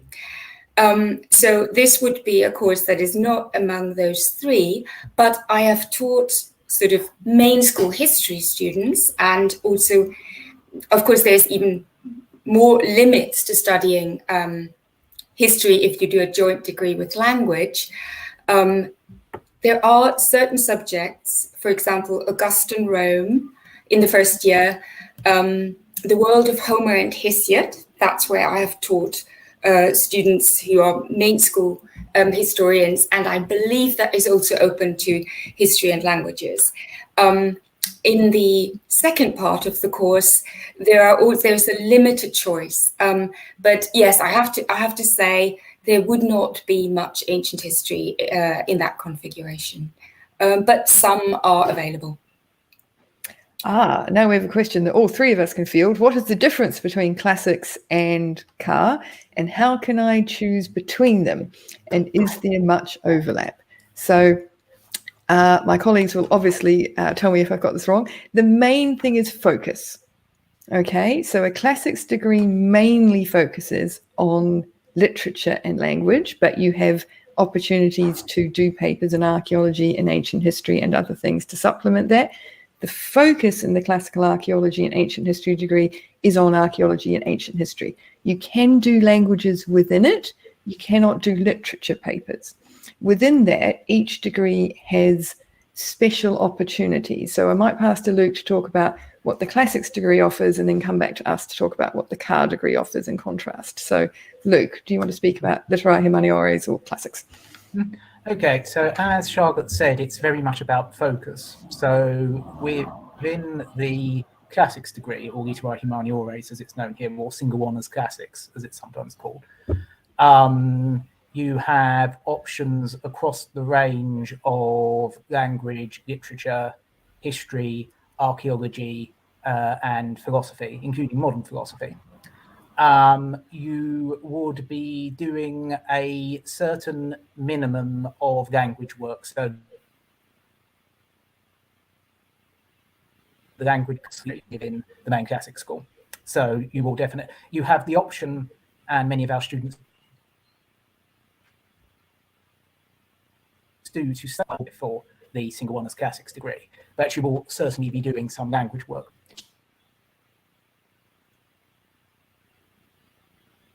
And that's language options, which you don't get in some of the other joint schools, like say, for example, Greek textual criticism or Latin textual criticism. But equally, there will be certain specialised archaeological options, for example, which you can do in CAR, which you can't do, the CAAH, which you can't do in the main classic school. So it's really a matter of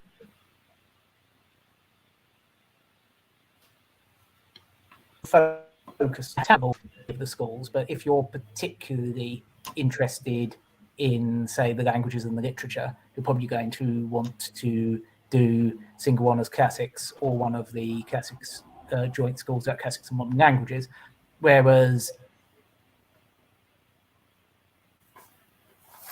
if in classical archaeology, then and you don't want to do as much language, then it might well be that classical archaeology and ancient history is a better fit. I mean, if you imagine a Venn diagram, there is some overlap in the middle between the two degrees, but it's not like 50%. There are a few courses that are shared between them, like art under the Roman Empire, Greeks in the Mediterranean world. But if you do CAR, there are, as Luke said, a whole range of other specialist options that you cannot do if you take straight classics. So as well as specialist ancient history and archaeology, there's also a chance to extend beyond the classical world with papers like Etruscan Italy, Egyptian art and architecture, and to do things like maritime archaeology. And we also have a compulsory fieldwork component. You can apply to do fieldwork if you do LitHum, but it's not built into the same degree in the same way. So I'll pass to Beata now. Yes, as ancient historian, I'm probably the one who's most kind of equally invested in both courses. My classic students, when they are interested in ancient history, can actually create a course where they do more ancient history than literature, then philosophy, then archaeology. In classical archaeology and ancient history, the balance is, to begin with, more prescribed. And Luke, you froze for me several times, so forgive me if I reiterate what you said. I find that it's the students who come to us who haven't done any ancient languages before who find this choice hardest between Classics 2 or CAR, because they don't know yet, will I enjoy language learning? And that is indeed not easy. It is definitely true that if you study classics, during the first 2 years of your degree, you will have to spend a lot of time with language learning. And so there is less opportunity to study the subjects that Charlotte listed, in particular, on the classical archaeology side, but also on the ancient history side. But you can do languages in CAR. For those who have done some Greek or Latin, I think they know more. Yes, I enjoy the language. I would like to further this and work with the ancient texts and material in the original as well as in translation.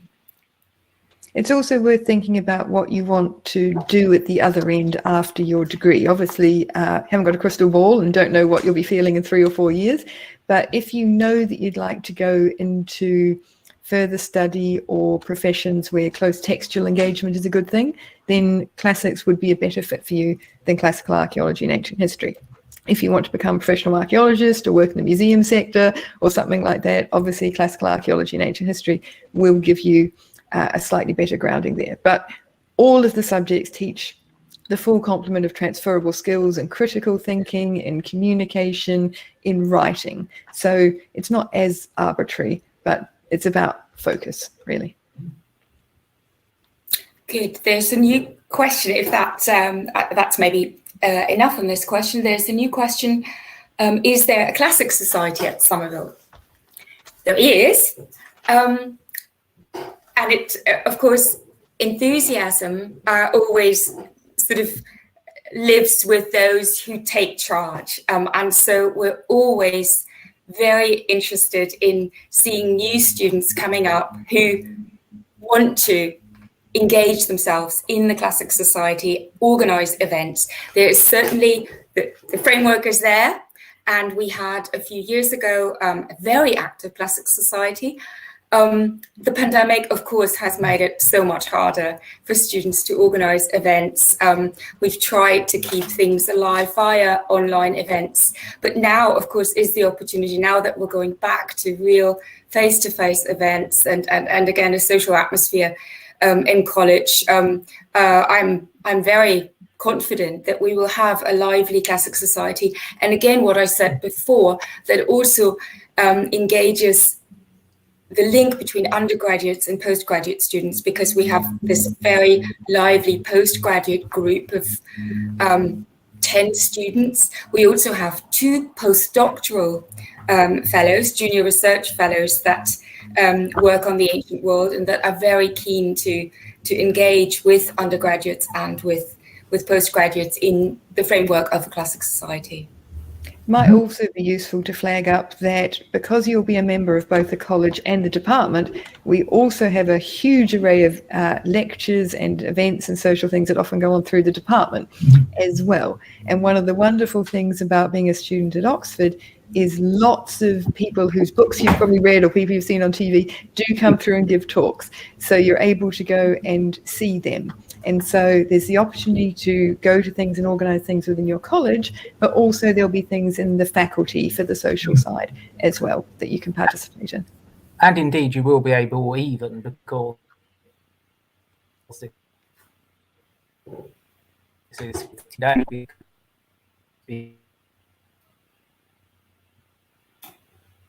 I think you've frozen. Or another. One way or another, it's a rare week when there isn't a possibility for to go and hear an eminent speaker or do some kind of additional.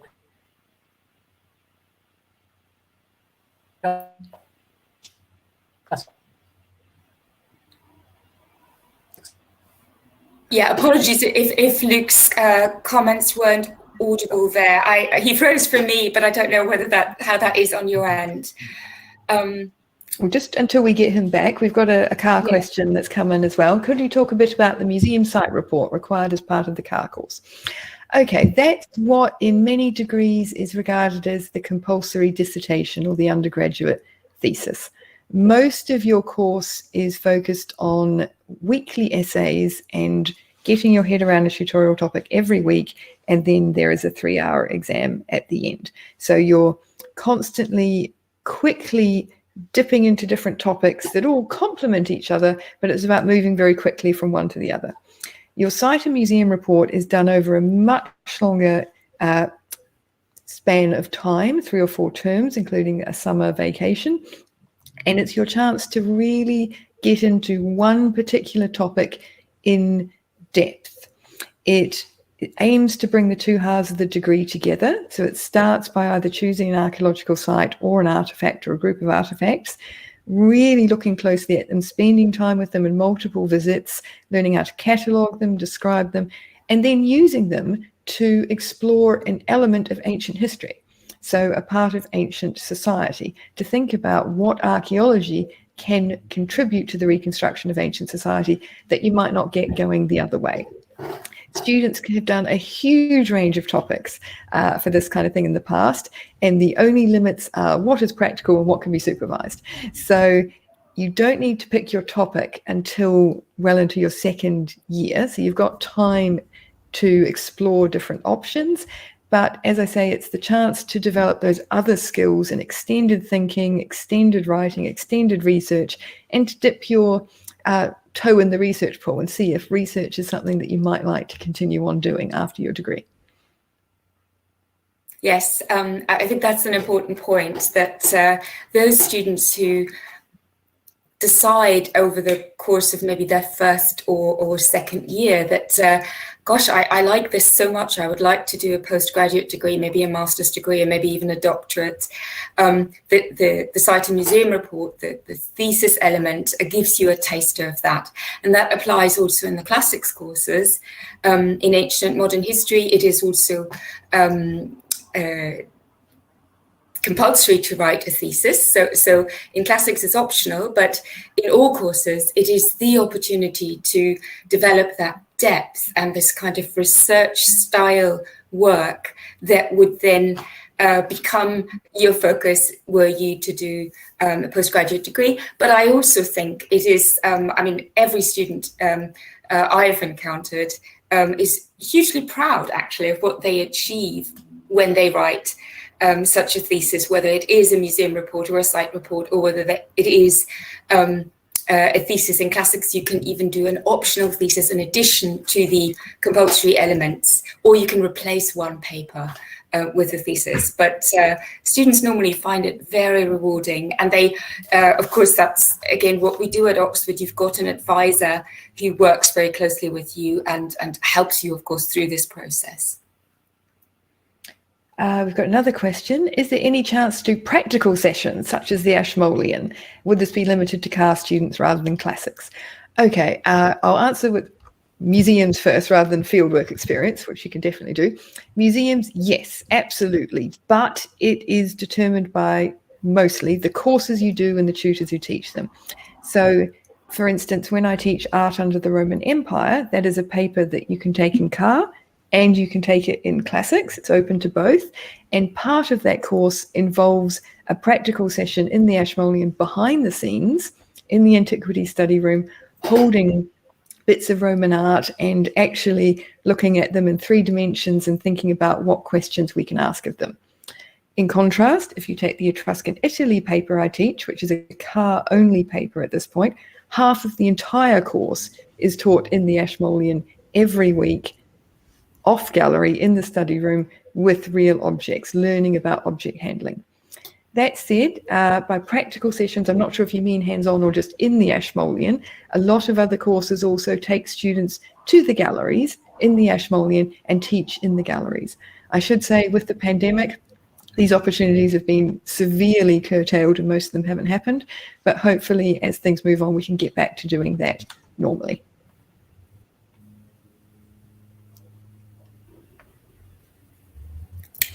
There's a new question. What does an interview look like for each of the different courses? Well, first one should probably say they're very similar. We want to get to know you. We present you with a test, a challenge, and hope to get to know how you think, how you deal with a challenge that is put in front of you in the moment. If I differentiate now between the 3 courses in classics, and Luke may want to expand on that, it is likely that you'll be given a short text in translation, or with a translation if you have background knowledge in Greek or Latin, and we'll give you some preparation time, and then we'll ask you some questions and see how you deal with certain elements of the text, whether it's language, whether it's just an understanding of what the author, what maybe a poet would have tried to express. So very much the kind of work that you would do too in your A-level work in school.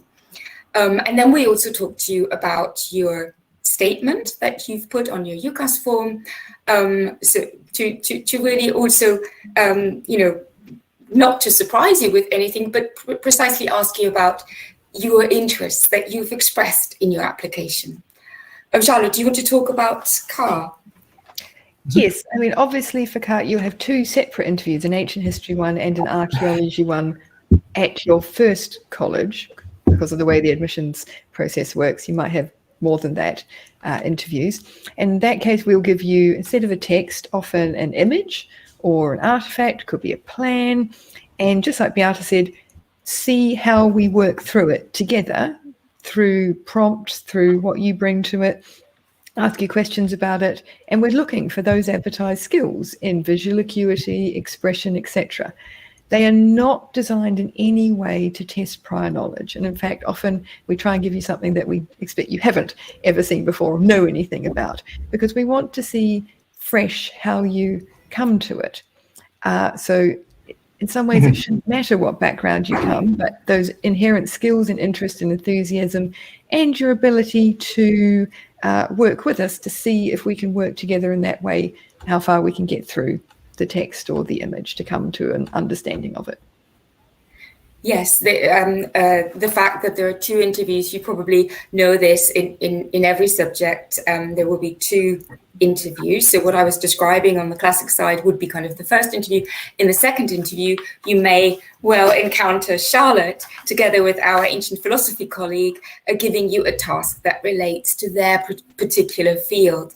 As an ancient historian, I also tend to give, for example, in the CAR ancient history interview, I tend to give applicants either one or several texts that they get to read beforehand, and then I ask them about how texts relate to each other, how they illuminate from different perspectives a certain question or theme. So again, of course, I will take things more in the direction of ancient history, but then all together, of course, it's all classics fellows that, see what kind of candidate do we have here, and would they be students who would thrive at Somerville and in our subject. And I think we can hear Luke, even though we can't see him. So Luke, would you like to say anything about that side of the interviews?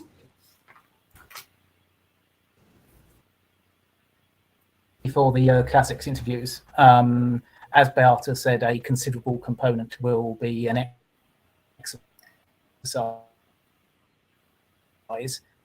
involving a passage where if you already have a background in the language, it will be in Latin, but if you don't, there will just be a translation, but there will always be a translation. And if you do have the language, part of the exercise will be comparing the Latin with the translation. But in any event, it will be largely nothing especially fancy. We're often just trying to work out how, take the poem apart, see how it say what it's trying to say. So again, there's nothing especially pyrotechnic here. It's not very, any particular sort of higher mysteries of literary criticism, because with appropriate changes, again, as Charlotte was saying, for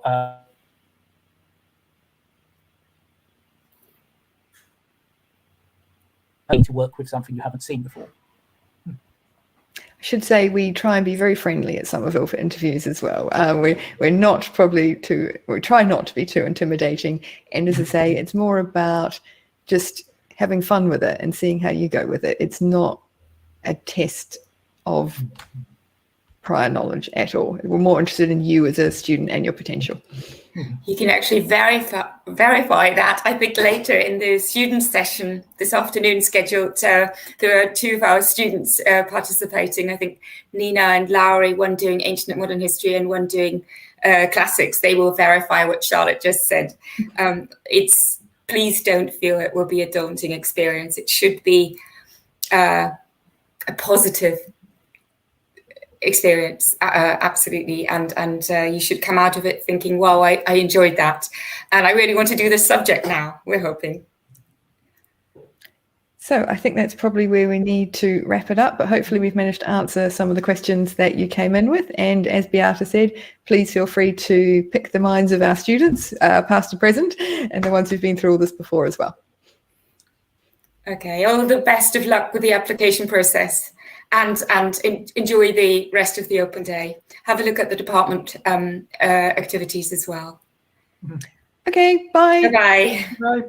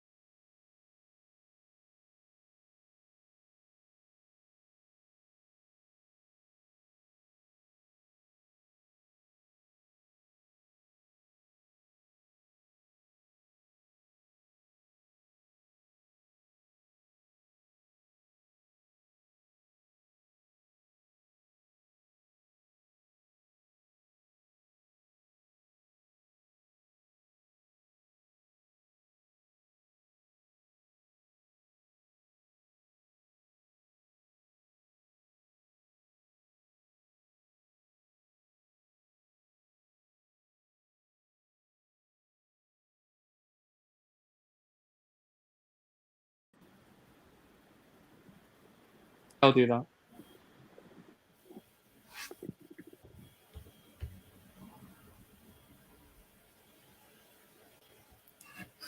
Hiya. Hi guys. Hi. So my name is Leah. I'm a first year PPE, so that means I study philosophy, politics, and economics. In fact, I'm not first year anymore. I'm going into second year. I'm obviously at Somerville, and I'm from London. Hi everyone. My name's Sarah. I'm currently studying medicine, so I'm a second year medicine student, and I come from Milton Keynes. Hi, I'm Dominic. I'm a going into second year mathematics student, and I'm from Brighton in Sussex. So I think that's the introductions. So just waiting on questions. So question 1, why did you choose Somerville, and how would you recommend choosing a college? So I went to the open days in person, which obviously you can't do. And I decided quite quickly that I didn't really want one of the super central ones.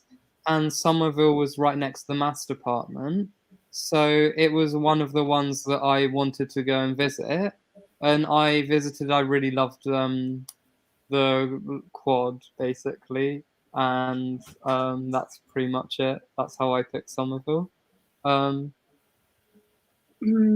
Yeah, so I I picked Somerville because I'd heard that there was one feminist philosopher in the whole of Oxford, which I think is a lie, because she's left now and they're still offering feminist philosophy. But her name was Mari Mikkola, and she was a professor at Somerville. So I kind of looked her up, and I found Somerville, and I hadn't even seen a picture of it before I sort of just pressed apply. And then I kind of came round and visited, and I'm really glad I picked it. But that's not how I'd recommend picking. It's just sort of putting a pin in the map. I would say, like, do your research and kind of have a look around, but obviously, especially this year, there's a lot of people being kind of pulled and put in different places to where they expected. So yeah, it's not, take it from someone who did put a pin in the map and ended up somewhere that they found I really enjoy. It's not worth like stressing too much about which one you end up in. Yeah, no, I'd say the same as Dominic. I was lucky enough to get to visit Somerville, and it was just a lovely place. And I think it was just the atmosphere and talking to other current students there that's really useful. Obviously, things are nowadays online, but I know that some colleges put on virtual tours, and you can also get to chat with student ambassadors online. So definitely do try that. I think another thing that was also quite nice was that for Somerville, if you wanted to, you can choose to live in college for your duration of your degree. So that was also quite a unique part of Somerville that I quite liked. But I would say choose a college based on what is a priority for you. So do you want maybe a smaller college, or is it something about certain facilities at other ones? But even then, sometimes you might end up at a college that you didn't put as your preference, but most of the times people are happy with where they end up going. So don't worry too much about it. I didn't say how I'd recommend choosing a college. I think Sarah has said like quite a good answer, really, especially for this year when there's not so much to go on apart from like whether they offer accommodation for all years, is it a big college or a small college, location. These are the main things you can go off if you can't visit. I'd say if you can visit, you can go off vibes a lot more, which I do recommend.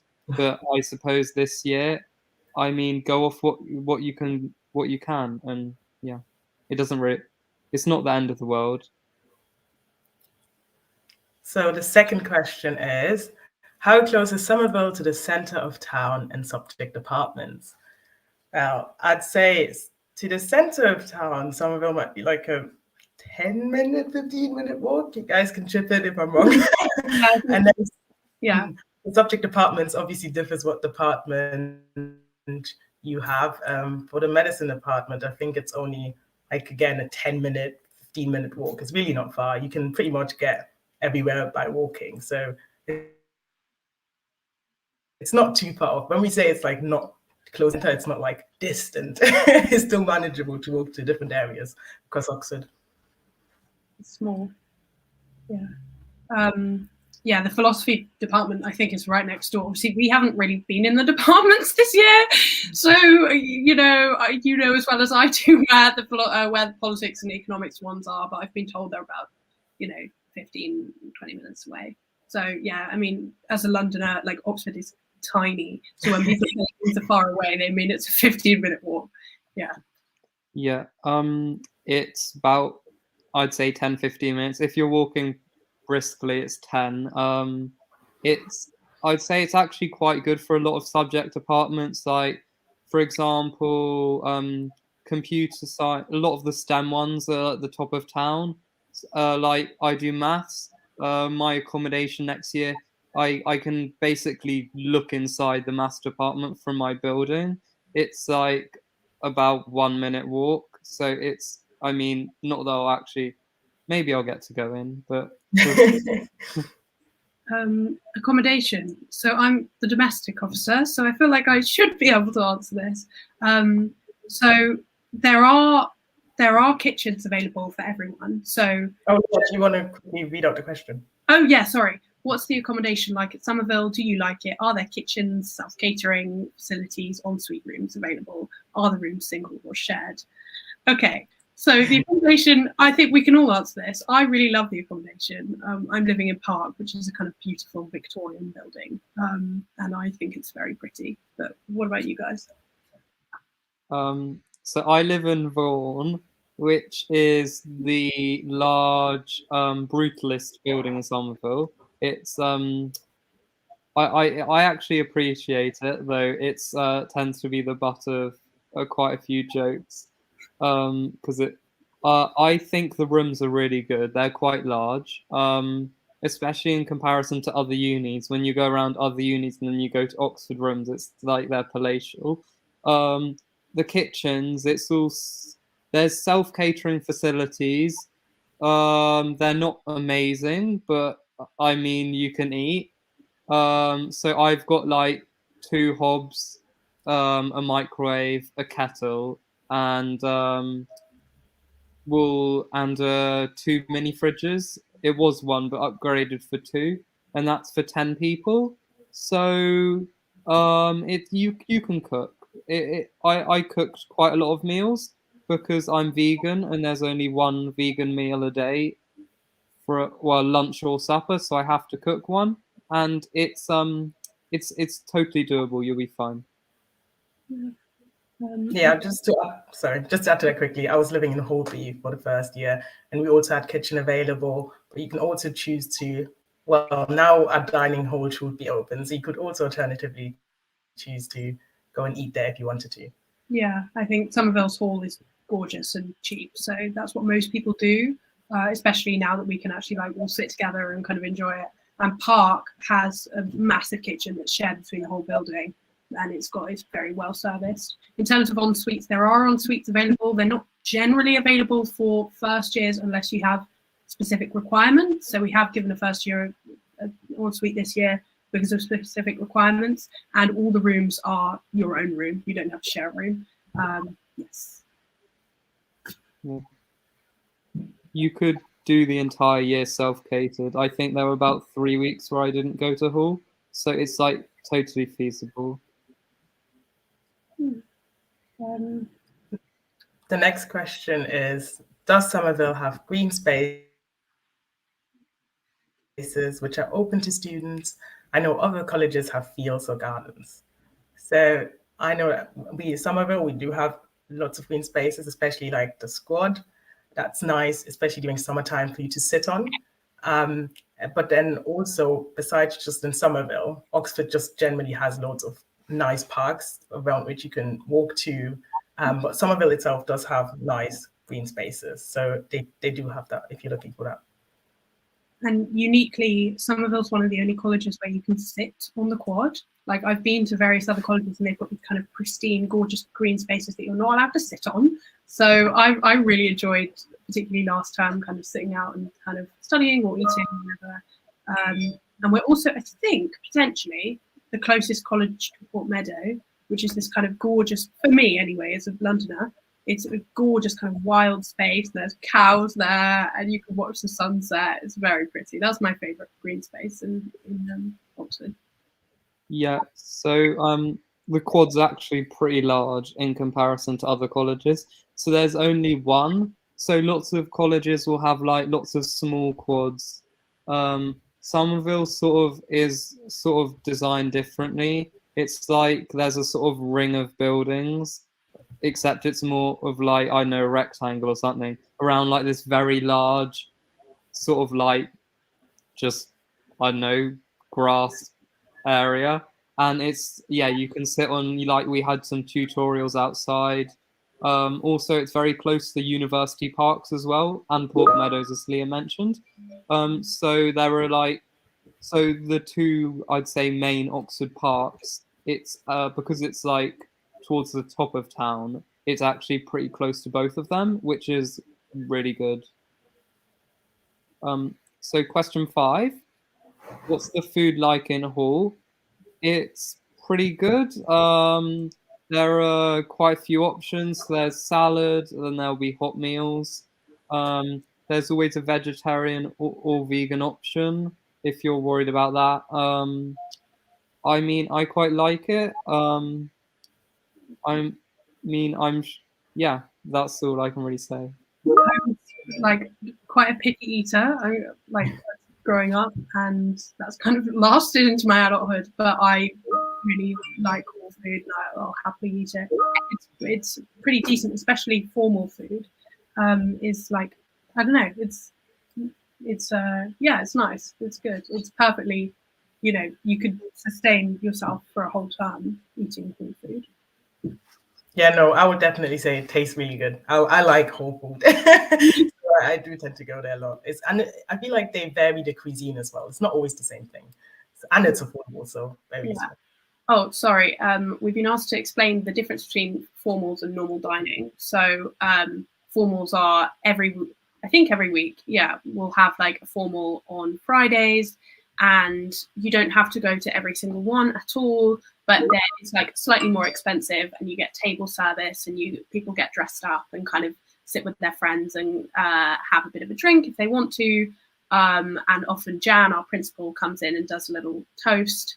And it's just a kind of nice way for people to kind of eat together at the end of the week and kind of, you know, experience the sort of Oxford tradition of like formality. But our ones, Somerville's ones, compared to a lot of others, are slightly less formal. Like you can just wear like a skirt and a top if you want. Like it's not like super like wear a ball gown or whatever. I don't know. It's a bit more laid back. Wow. Then one question is, what does Somerville do well compared to other colleges? Ooh. I would say just one thing from being at Somerville is you just feel like you're just this close-knit community. And obviously I'm not a student at other colleges, but I think you just do get that impression with your whole year, and you see different years for other events that we do. For example, sometimes you can have BOBs, which are big organized parties, I think that's what it stands for. And that's also, you can get to see people from different years, but just generally, I think everyone's just really friendly, and it just has a really lovely atmosphere. So I'd just say that's something that's quite lovely about Somerville.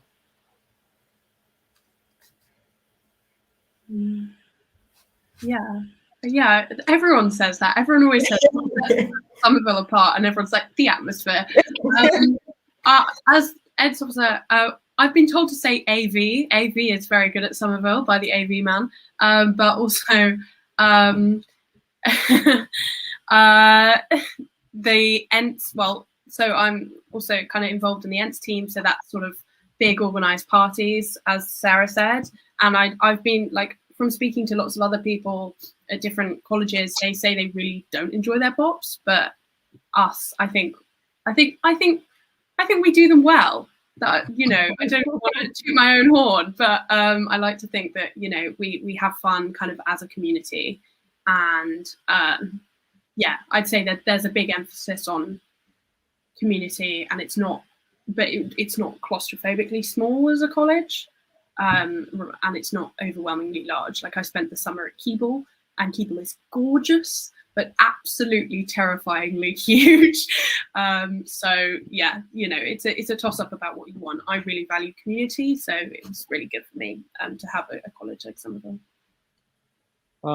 So I mean, this is quite a hard one to answer, but I suppose this is a bit of a niche. One thing I really appreciate about Somerville is the library.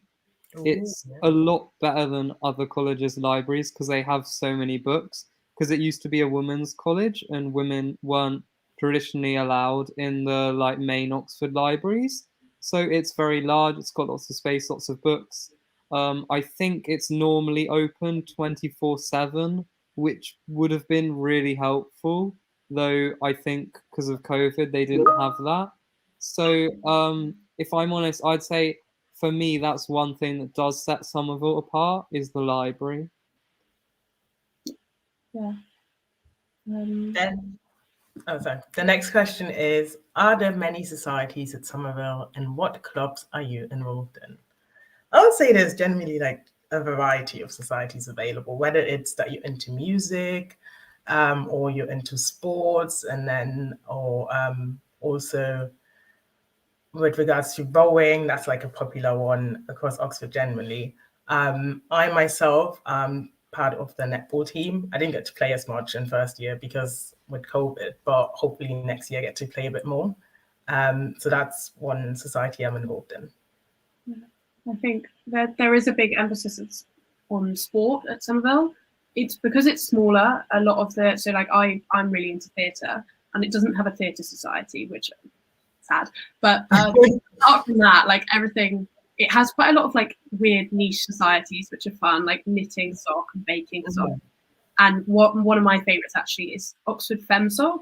So it's for women and non-binary identifying people to kind of come together and discuss different issues, and there's snacks, and there's sort of just like really interesting opinions, and like people from all over the college and people that I don't necessarily know very well, like coming together and kind of discussing one of my favorite topics in the universe. So there's that, and there's also obviously opportunities to get involved with like central Oxford societies as well. So if like me you've got something that isn't offered at Somerville, it's very easy to find it somewhere else. So out of the Somerville specific societies, I'd say they're either generally tend to be sports societies. So like I do rowing. Then you've got like the sort of like performing, like creative ones. Like basically I'd say Somerville's main one in that regards is the music society, which is very active. It's quite a good music society. And then like there are just sort of like the sort of random ones. Like I do board game society, which is actually very fun. During the summer term, Trinity, we like would play board games in the quad, and it was very good. I think that's a great society actually. Yes. How do you go to clubs and societies at other colleges? How much time do you spend in other colleges? Would you spend most of your time in Somerville? So it really depends on the society. So I didn't know this, but like Somerville Choir is open to anyone who's not at Somerville. So it's up to the society whether they want to open themselves up to other people. But there are basically for any activity you can think of, there's going to be a centralised Oxford society. So like we've got Somerville Boat Club, but then there's the centralised Oxford Boat Club, which is takes itself a lot more seriously. And similarly, there's OUDS, which is the University Drama Society, etc., etc. So even if you can't find like something at a different college, there will be something at the university. And in terms of how much time you spend at other colleges, obviously that's been limited this year. But I, as a PPEist, I have tutorials at Trinity next year, which is going to be fun because I've never been to Trinity. And like I said, I spent the summer at Keble through a kind of OUDS play. So it really depends, like how much you get involved with like the centralised Oxford stuff. And there might be someone from Keble who's running a project and they want you to come to Keble, or there might be, whatever. It's more of a sort of, if you want to get involved with that stuff, then you can, but it's not like you're forced to. Yeah. and it's been it's been pretty limited this year, obviously. Obviously because of COVID. Yeah. Yeah. So I think you can go to some clubs and societies at other colleges. I don't really know much about other colleges, societies. I don't do any. I think some might be college only. Like I think the Somerville Math Society might have to be at Somerville, though I'm not even sure about that. But like there are, if you want to go to societies outside college, you'd normally go to the uni-wide ones, where there are basically something for. There's just so many, and you could. I think you can also, even if you want, go to the Oxford Brookes Uni Societies, though I don't know about that, but I would assume so. Yeah, I think other people covered how much time. Yeah, you just this year you couldn't really visit other colleges. A lot of them had like you had to be in the college to go in because of COVID, obviously. So can't really answer that.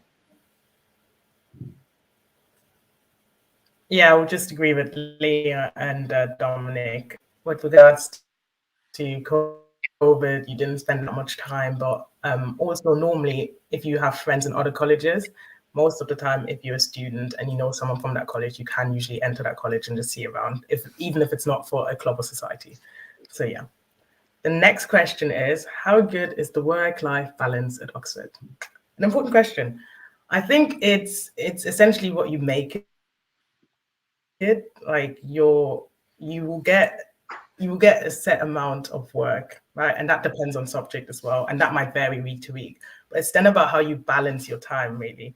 If you set yourself like timetables that you stick to it and just, for example, say I'm spending 2 hours on this piece of work to get it done, then you will have some free time left to do activities, to do clubs and get involved in other stuff. So I think it's very much down to time management, because you will have work, but it won't be that you have to spend 24/7 in your room. That's how much work you have. You should be able to do your work and then take the afternoon off sometimes, spend time with friends. And like I said, the type of work can vary. And sometimes some weeks might be a bit busier than others. So that is normal. But essentially, you shouldn't be 24/7 in your room. It is definitely possible to have a good work-life balance. Yeah.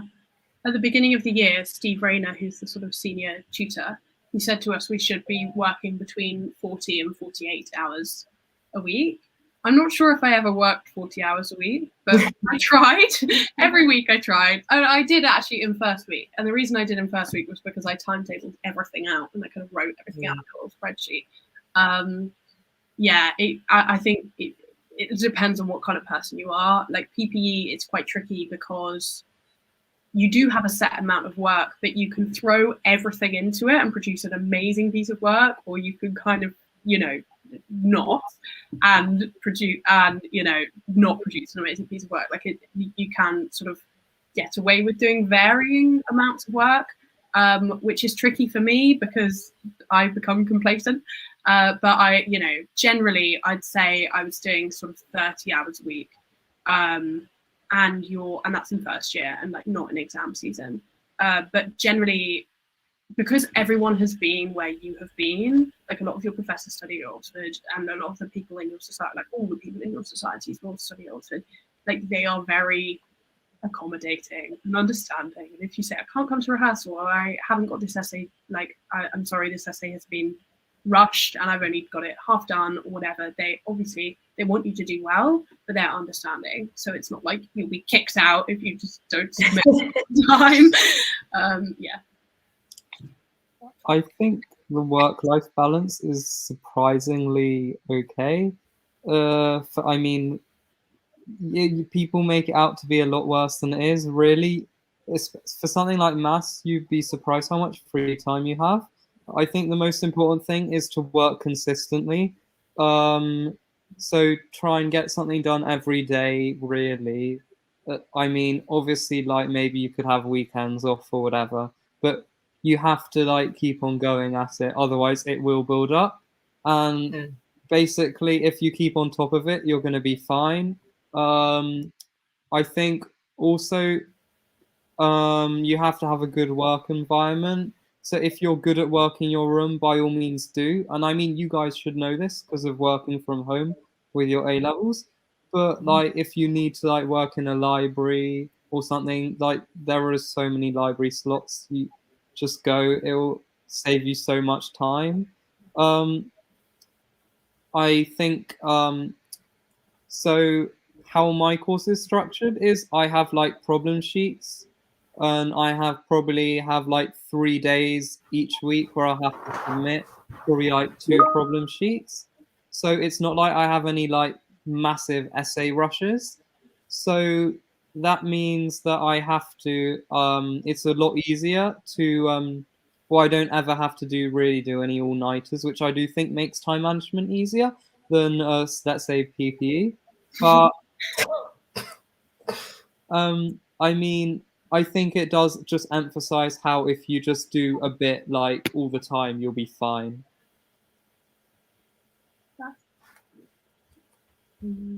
The next question is, how did you choose your course and do you enjoy it? Obviously, this will differ depending on what course you chose. So for me, in terms of choosing medicine at Oxford, I think it's quite distinctive from other medical courses, especially because we have this traditional course structure where it's divided into preclinical and where you focus more on disciplines that teach the science behind medicine. And then after that is more clinical orientated for the last 3 years. And for me, I just wanted to have like this good understanding of important scientific principles behind medicine for me to like build up my clinical knowledge upon. So essentially that was like what really encouraged me to apply for this course. And then also as part of your 3rd year, you can also do research in terms of like a lab. So I'm quite interested in that. And that really was my main reason. I'd say so. I was. Oh, sorry. Are you sorry? Are you done, Sarah? Oh, yeah. You can go. Okay, wonderful. Yeah, so I was picking between theoretical physics and PPE, and I chose PPE because I basically like went onto people's like the uni sort of module lists, and I looked at like Southampton and Exeter and Oxford and loads of other places, and kind of read down their sort of optional modules, and they were just like mad things, like kind of the politics of transnational space and stuff. And as soon as I like read these module titles, my whole brain was like, whoa, and started asking like loads of questions. And I remember sitting in a PPE like open day thing, much like this actually, at Oxford. And this is the nerdiest thing ever. I put my hand up. I was like, can I go to lectures of modules that I'm not studying? Because they all sound so interesting. And I kind of knew that like if I was going to spend 3 years doing 40 hours a week, it may as well be in something where like it just kind of gets your brain going. So yeah, that's how I picked, and that's kind of really vague, but yeah, I definitely say look at some module lists, because sometimes people get here with they don't get here, but like they get to uni with like an idea of what their course is going to be, and it's completely different. So yeah, I'd say read some module lists. So I basically did the opposite of Leah, if I'm honest. So I sort of just picked maths because I was unimaginative and I couldn't really think of any subject that I liked more than maths. And I really liked maths quite a bit, and I thought I wanted to go to uni. And so I just picked maths and just sort of ended up doing it. So I really enjoy my course like a lot. First term was quite hard. It was like a big shock. But second term, I sort of adjusted so much, and I'm so excited for next year. So I am like mega pleased with how I did. So I did look at some course lists and stuff, but I kind of didn't really know enough maths to be able to tell the difference between what unis offered. I think if you're just doing A-level maths and like you don't know much maths beyond the curriculum, it could be like the same for a lot of people. Like with a lot of these STEM stuff, like the course lists will just be like words that you don't understand, because it'll just be like the name of the object that you're studying, and it's like, So let's say, I don't know, the course is like quantum theory. Well, like, if you just left school, you're not going to know really what that will entail. So it's sort of quite hard to tell what you're getting yourself into. But I do think the great thing about the Oxford Maths course is there are an insane number of options. I know friends at other unis who basically they're in third year and they haven't really got much choice. They're sort of being forced to take courses that they're not really that keen on. And I know I'm going to have totally the opposite problem. So the thing about Oxford is, even if you don't really know what the course is going to be, like there'll still be options that you are going to love just because there are so many. Amazing.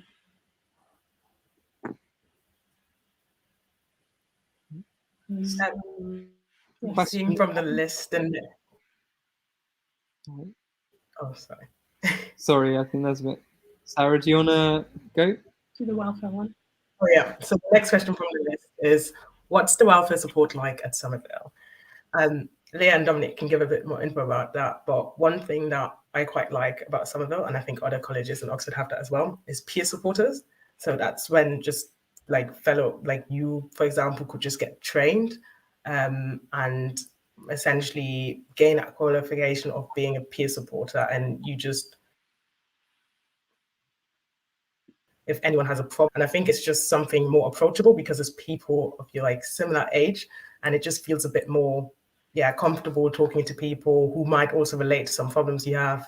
For example, if you're feeling stressed, just to talk to someone. So that's peer support is quite a nice concept.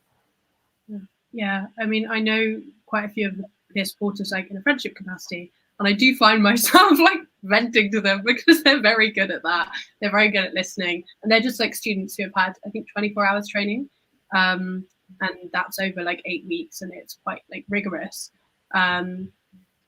And we also have welfare officers who are like elected representatives who are generally peer support trained, and they kind of host welfare teas for people. I don't think I've skipped a single welfare tea where they give you free snacks and you can just come down and like have a chat with people who are like in similar positions to you. Like the one before exam week was nuts because everyone was just down there like just detoxing basically from studying. It's just in itself, it's just a nice kind of space to be in. And then we've also, I think, got professional help. I think we've got Dave and Joe, who are both professionals who are like employed to support you in a welfare capacity. And that includes like disability stuff, like if you need a specific room for your disability, and that's just through domestic that I know that, or if you have specific requirements because you've got ADHD or autism or whatever, you speak to Joe. So yeah, there's a big kind of community of people to support you, and there's other JCR officers who can support you in other ways. So like we've got Charlotte, who's our amazing disabilities officer. So if it's kind of a mental health thing regarding disability, then you can talk to her, whatever it is. Like there's a big team of people who try really hard. Also, there's also uni-wide help. So there's the counselling service, and there's also DAS, the Disability Advisory Service, and you can get support through both. So basically DAS, if you like have a disability and you apply to Oxford, and I'd say it's a good job to get in contact with them early, i.e. maybe like March or April. You wouldn't want to like leave it until like September, because I suppose if you want to apply for like funding for something, that would take time. So I would recommend getting in contact with DAS if you need to, not leaving it last minute. And I suppose do get in contact with them if there's like something you need support with. So the final question is, what's been the highlight of your time at Somerville so far? Ooh, that's a difficult one. I think just something that was just so unique to me was matriculation day, because that's just a unique experience. So matriculation is essentially a day where you're welcomed into the university officially, and you dress up in formal attire known as a subfusc, and you take part in a ceremony where they just essentially admit you as a member of the university. And it's just such a unique thing to Oxford. But what I also loved is that on that day we were taking pictures in Somerville, so you also got to see a lot of the people in your year. And it was just really lovely seeing everyone dressed up. You really feel like you're part of a community. So I would say that was a really nice time. Yeah. Yeah, I'd have to say sometime early in the year as well. I'd say, I think on the first, it's not like everything went downhill from here. The first night we sat, Somerville like supplied us pizzas for free. So so they gave us like free food and they accommodated us. And obviously like everyone had such a mad journey. They've been wearing masks all day, like everyone was exhausted. And we just came and sat on the landing in our corridor, like the 10 of us who were living together, and just like chatted and ate. And it was, and then we like, went for a walk and stuff, because that was the highlight of 2020 for me. I was going for a walk. But yeah, it was just, I don't know, it was like the first instance of like the whole community coming together and people I'd kind of spoken to online, actually meeting them in person. It'd be amazing. And it was kind of, I don't know, there's something about Somerville, I think partly because it's a ring and a quad, like everyone feels like they're kind of facing inwards and it's like a big circle of people, figuratively. Like it's a kind of, it's a community of people, and I feel like I felt that very strongly on that first night. So I probably would have said matriculation.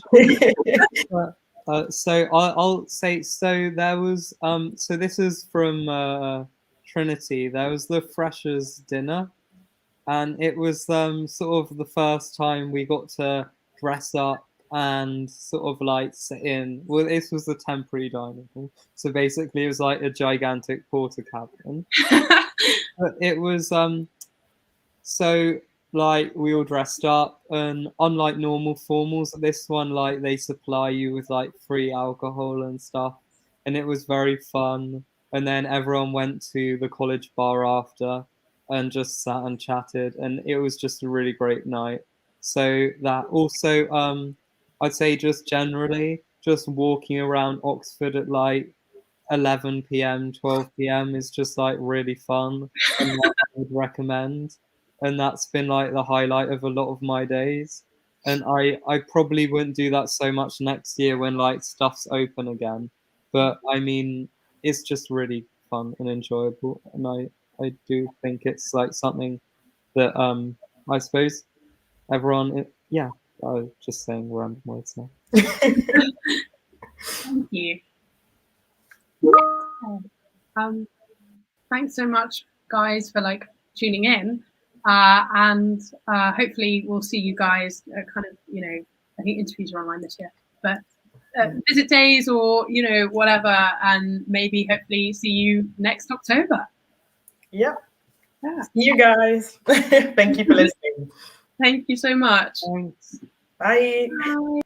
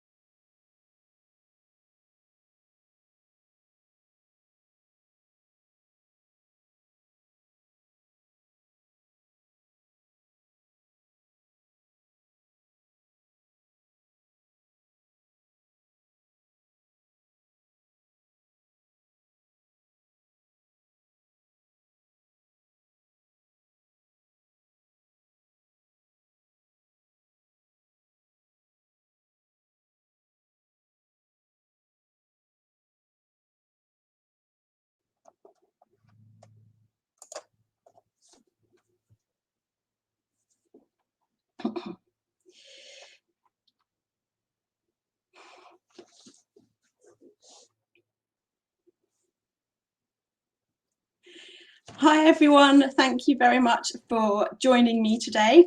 This is a question and answer session about medicine. So I don't know whether you know already, but the structure of the course in Oxford is a 6-year course for the undergraduate course, and the first 3 years is preclinical, which are predominantly science and classroom based, and then the second 3 years is clinical, and I look after the clinical part of the course here at Somerville. I work as a GP and as a researcher in addition to my work here at Somerville, but I'm very involved in the admissions part of for the whole of the course, so I can talk lots about admissions as well. So please do ask lots of questions. Let me have a look at the first question. Hi, I'll be a medicine reapplicant. I obtained an interview last year and was rejected afterwards. I was wondering if I would be treated any differently to other applicants, either in terms of having to obtain more competitive BMAT scores or at interview. No, we won't know. To be honest, it will be done. It's done entirely. The BMAT and the GCSE scores are done entirely by an algorithm, so we won't know about that. And so you may have better GCSE scores or better BMAT or what have you, and so that will make a difference. The only way it would make a difference is at interview. And I can imagine that it would probably be in your interests to apply to a different college as your first choice college, just because the college might say, it's more likely to give you a shot at a different college rather than interviewing at the same college. I did my undergraduate at Cambridge, and I applied before my A-levels and didn't get in, and I was bloody minded and decided to apply again, and I got in second time round. And obviously we don't want you to go to Cambridge, we want you to go to Oxford, because obviously I now think the course is better here, but just to give you hope that it's not that some people do get in second time round. So absolutely, we wouldn't treat you any differently. Question 2, I have struggled to find relevant work experience during the pandemic and have only engaged with 1 or 2 online placements at GPs and a hospice and some other non-healthcare volunteering. Will this impact my application? I'm so glad that you've asked this. Thank you very much. This is a really great question. So the reason that we like people to have done work experience is several-fold, really. It's first of all to know that you know what you're letting yourself in for. So we like you to have done something where you've had exposure to a healthcare setting so that you know a little bit about what it's like to be a doctor.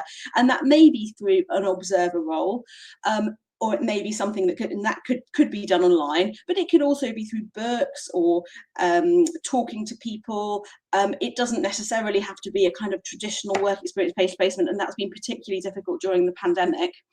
The second reason is that it's an opportunity for you to demonstrate that you have some of those skills that are really important for being a doctor. So to show that you have the ability to communicate, the ability to change your speaking style to who you're speaking to, you can show empathy and be compassionate, and those sorts of skills which we do assess at the interview but which are hard to assess in a short amount of time.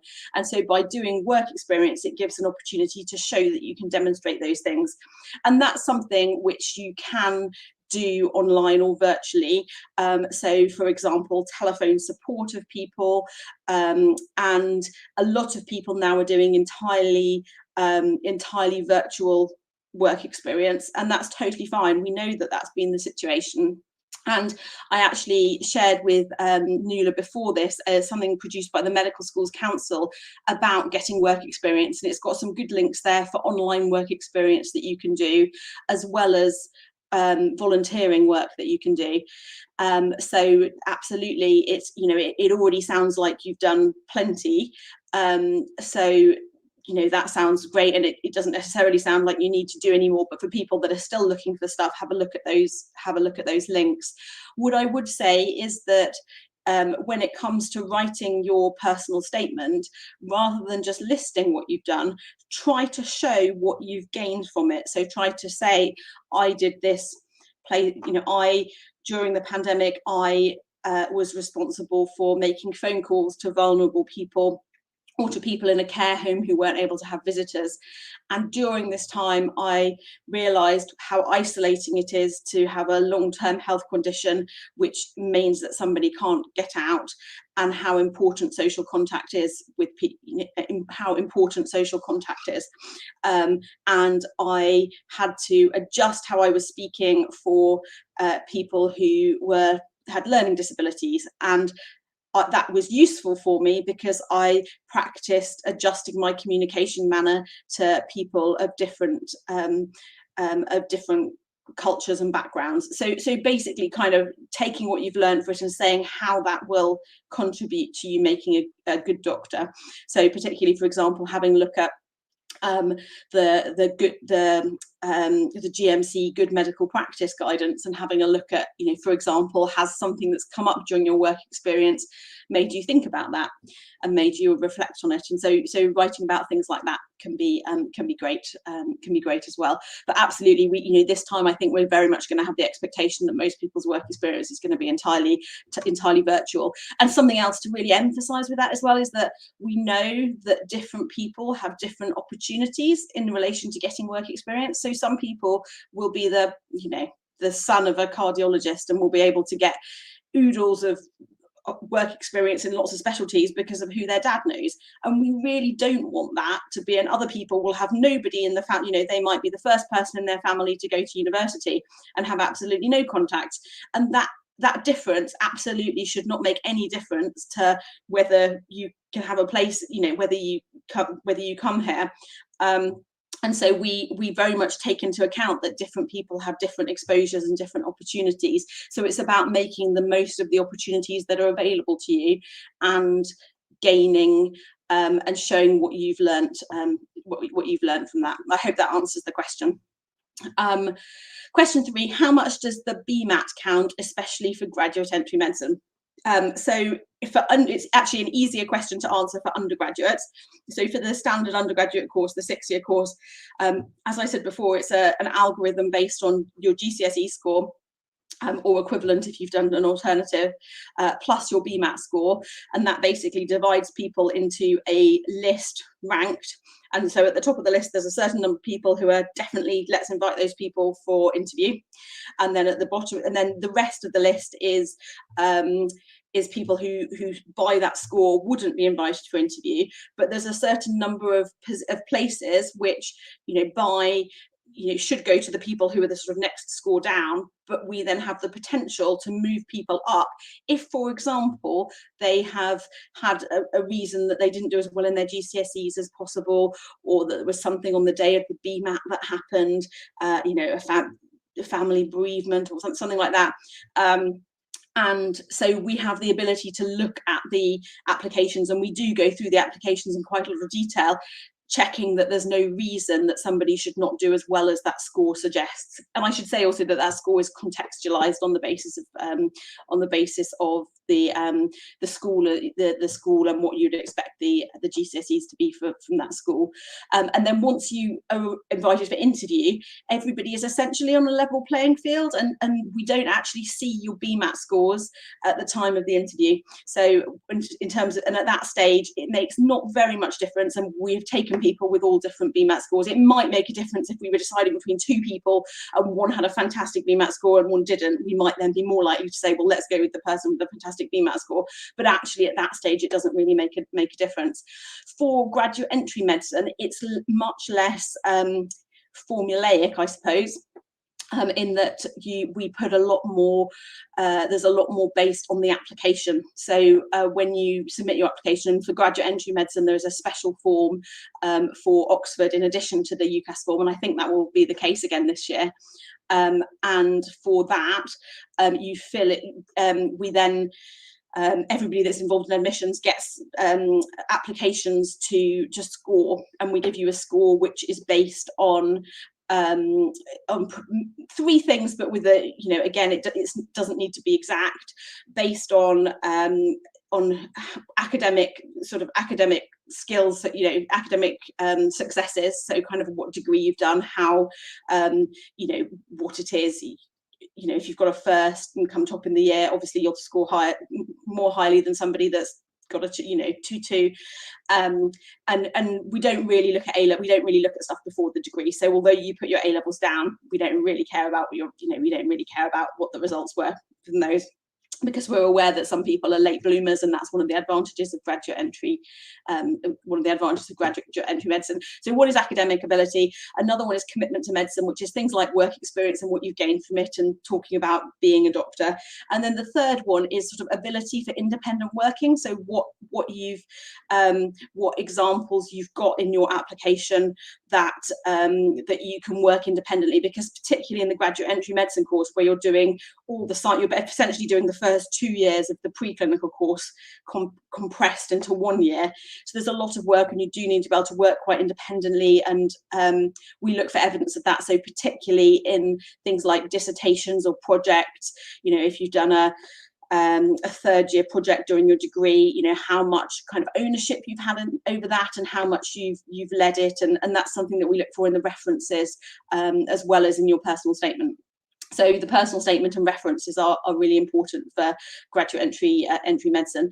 And then the score kind of comes out at the end of that, and there'll be some people then who will have scored really highly and will get an interview regardless of the BMAT score. There'll be some people who, to be honest, if we say from the form that somebody should get an interview, then it doesn't really matter what your BMAT score is. You would still get an interview. But then there'll be a group of people where whether you would get in that sort of borderline again, where it would depend much more on the BMAT score. So if you've done very well in the BMAT, the combination will get you an interview. So it is very important for graduate entry medicine, but I suppose it's just a little bit less formulaic in that if you've got a very good application, that's probably going to get you an interview anyway, regardless of your BMAT. Question 4: does Somerville College offer any scholarships or financial support for students, particularly for medicine? So I'm not going to give a sort of straightforward answer on this, because it changes all the time what support, what the options are, and so the scholarships and funding officer will be able to give you a lot more information on what the specifics of that are. There are specific ones for medicine. So there's something called the medical fund scholarships, which are available for clinical students, and they go to people who've performed excellently. So that they're not something that you apply to before you come. They're something that you apply for once you're here. So if you've done well academically, that's something that you can get. And I think, well, at the moment, that's £1,000 a year. There is also help with elective. So in the final year, you get to do a medical elective, which is where you can go and practice somewhere else around the world. And I think there's £1,000 which can go towards that, and also travel for conferences. And then separately, there's a book and equipment grant, which can cover things like the cost of stethoscopes. But what I don't want to do is sort of say this is definitely what will happen, because it changes all the time. So yes, there are specific things for medicine, and there are also hardship things in general, which are across all subjects. So we really feel like, for undergraduate medicine, we really feel that your financial situation should not make a difference to your ability to come and study medicine at Oxford or indeed anywhere. For graduate entry medicine, that's not quite the case, and we do need to make sure that you have the ability to pay for the course before you come. So that's more, that is more relevant there. But then again, some of those funds are available to graduate entry medics as well. Question 5: when you ask the science problem-solving questions in the interview, how would you best like a candidate to approach them? To be honest, we really want you to be yourself, and being yourself at interview is really important, because it's not just about us liking you, it's about you liking us. And if you're kind of pretending to be somebody that you're not, you don't want to have to keep that going for the whole duration of the course, because that's going to be quite a long time.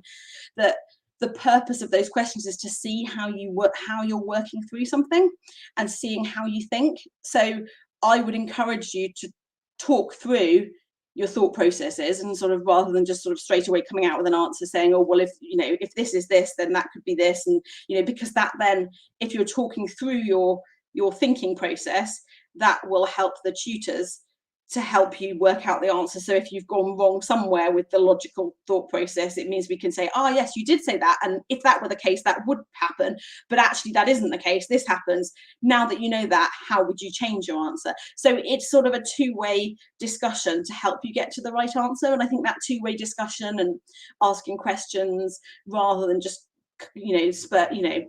necessarily spurting out the first thing in your head, I think is good. And asking if you don't understand something, but I think being yourself and talking through the problem solving, the way that you're problem solving, I think is probably the best thing to do. Question 6, how close is the accommodation to the lecture halls, labs and the hospital during the medicine course? Good question. So Somerville is in a lovely location in Oxford. It's in Jericho, which is in the centre, but in the north of the centre, in an area which is greener than the centre of town. So we have a bit more space, and we're very close to Port Meadow and the university parks. I've just come back from a run around the university parks before doing this, actually. And it's very close to where the undergraduate lectures are. So that's all done in the Medical Sciences Teaching Centre, which is on the South Parks Road Science part. So that's where all the all the clever science research that's taking place in the basic sciences in the university is, and that's on the edge of the university parks. And there's now a specific teaching centre just for medicine, and that's, I guess, 15 minutes walk or 5 minute cycle from here. And for most of the undergraduate course, that's where you'd be being, and then most tutorials will either be in college or in people's labs within the South Parks Road teaching side. For the hospital, and with regards to accommodation, we have the potential for all undergraduates to live in for the first 3 years of the course. So you can live in college if you wish to, and I think most people do choose to. Then for the clinical part of the course, that's more like a kind of real job in that you have to wear smart clothes and you have to be in for 8:30 in the morning and things like that. And most people will live out at that stage, and people often will choose to live up in Headington, which is where the hospitals are, partly just because if you don't, the hill is a bit of a killer on a bike first thing in the morning. So a lot of the medical students will choose to live up the hill in Headington, so that they're close to the hospital. From college up to the hospitals, it's 25-minute cycle ride, including a hill. But as I say, that's actually something that the students don't really have to do, because they generally will live in Headington, which is between the two sites. And then as part of the clinical course, there are also district general hospital rotations, which are out at Northampton, Milton Keynes, Swindon, Reading, High Wycombe and Stoke Mandeville. And although there's a sort of groan associated with them because they're outside of Oxford and stuff going on in Oxford, actually they're incredibly valuable teaching experiences, because you're living in the hospital accommodation, and the hospitals aren't nearly so inundated with students. So it's really good that the doctors there are often really keen to teach. The patients aren't so used to seeing students, and it's really nice for and it's a really nice opportunity, and actually most people do have a very, very nice time out at district general hospitals. Question 7, who are the medicine tutors at Somerville? There are lots of us. The way that, as I say, the course is divided into preclinical and clinical. So for the preclinical part of the course, there's three fellows in medicine. So that's Damien Tyler, Robin Clem and Daniel Anthony. And they do some of the teaching for the first preclinical 3 years, but we also have a larger team. And so I should say, and then I'm the Janet Vaughan tutor in clinical medicine, so I'm the tutor for the second 3 years. And I look after the second half of the course. But then between us, we have a large team of other people who are lecturers who deliver the teaching and are affiliated to Somerville, but kind of don't have a permanent post here. And that's really nice because they're often doing research in that, they're often postdocs or PhD students who are doing research in the area that you're having the tutorial in. So they'll often be able to give a more, a more up-to-date information on it, and it feels very cutting edge, the research that you're getting. But at the same time, you kind of have the long-term getting to know somebody over a long period of time. And for clinical, we do it similarly. So there's a few of us that deliver quite a lot of history and examination tutorials. And kind of clinical reasoning, clinical problem solving through years 4, 5, and 6. But then we have a team of about 20 now, tutors who are across the specialties, so in all different medical and surgical specialties. And that means that, for example, when you're doing obstetrics and gynecology, we've got a tutor that can give you tutorials in that. And so you again get the longitudinal, us getting to know you and seeing you develop over a period of time, and that part of it. But then you also have the being taught by a specialist in that field, which is a really nice combination, and I think it works really well. Question 8. How do tutorials work? Will they all be in college, or do you move about between tutors and colleges? So tutorials are really a collegiate entity. It would be pretty unusual to have tutorials with someone from another college. The year group is often split. The year group would often be split into 2 so that you can have the tutorials in smaller groups, because there's a lot of, as I was saying about interviews and the sort of back and forth conversation, there is a lot of back and forth conversation in tutorials, and that's easier with a small group. So we tend not to mix colleges. And they tutorials, some of them are in college because they're done by people who often run a lab in the science departments. I think they often will tend to hold their tutorials. It varies. Some of them will hold them in college in a teaching room like this one in college, but some of them will have them in their lab, which means you get to go and see them in their lab and see people pipetting and things, which is fun as well, just because that's more convenient for them in that they then don't have to travel. For the clinical part of the course, the tutorials are a mix of kind of classroom-based tutorials, some of which are in college, but predominantly bedside, where you go around and see patients in the hospital and talk about them and say, this is Janet, she's come in with breathlessness, and talk to her about her breathlessness, and then someone has a go at doing an examination, and then other people get to have a listen as well. We've also got this is, I don't know if you can see her. This is a mannequin that we got during we got her during COVID, because of not being able to examine patients so easily, and so she can do heart sounds, and we can heart sounds and examinations on her, which is good fun as well. So we do that in clinical tutorials, and there's also a room that medical students can use in college called the Bannister Room, and that has a proper skeleton in, so that's really useful for anatomy, and it's got computers and lots of textbooks and things like that. So I think the students will work there a lot. So they're kind of all over. Some tutors, particularly the lecturers, will sometimes be attached to another college or do tutorials for several colleges, but generally the ones that they will do for Somerville will just be Somerville students. And then those are the tutorials, but then you'll mix with other students, both at the lectures and at the sort of seminars and the practical skills sessions. So you'll get to mix with other colleges there. That said, there are post-COVID benefits. There are I think some people have found it very convenient being able to do tutorials over Teams. Particularly, it's meant that, for example, students who are based out at district general hospitals in the clinical years could join a tutorial that they wouldn't otherwise be able to. And so I think we are likely to stick with Teams tutorials for some things. And I think, lectures have gone online, and I think students have really liked the format of being able to do a lecture in their own time when they feel like it. And so it may well be that the kind of days of going to a lecture theatre for your lecture have gone, and that will be more a sort of do it in your own time, with the lecturer having done a pre-recorded lecture, or what have you.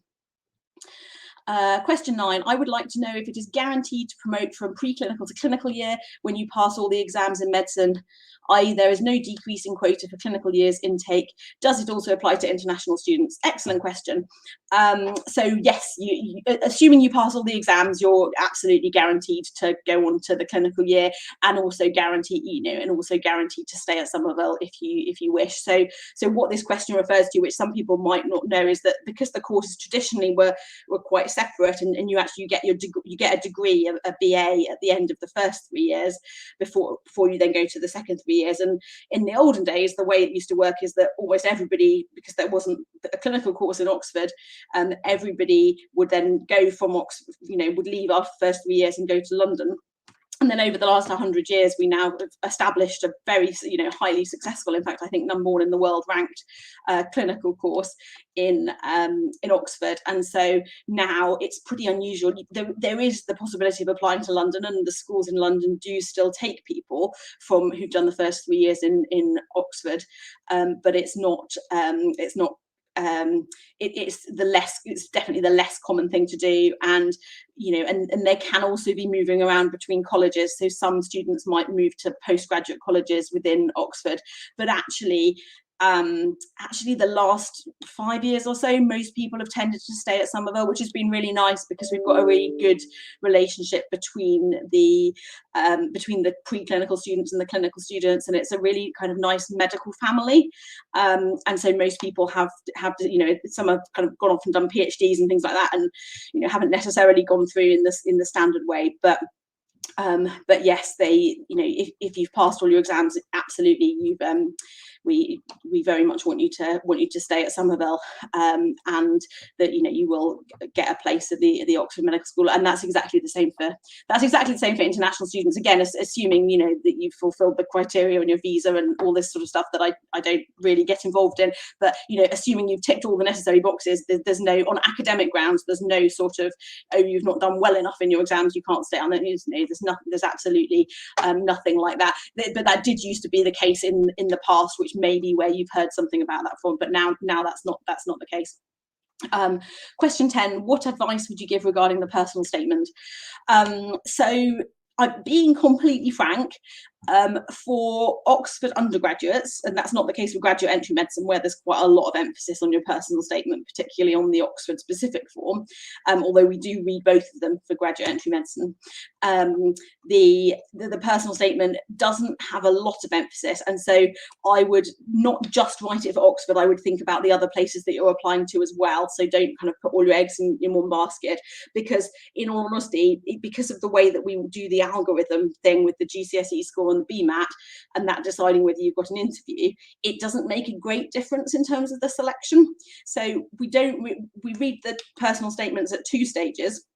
One of them is at the point of that selection, and we're basically just reading them to look and see, is there any reason why you didn't do as well in your GCSEs or in your BMAT as you would have been expected to. So essentially looking for mitigating circumstances, as I mentioned before. So we're not really looking for good things, we're looking for any reason why you didn't do as well. So and similarly with your references. So again, if there is anything that would explain why you haven't, why you don't think you did as as well as you could have done, illness or family illness or what have you, definitely, put it in your personal statement, or make sure that your referees mention it, so that it does get taken into account.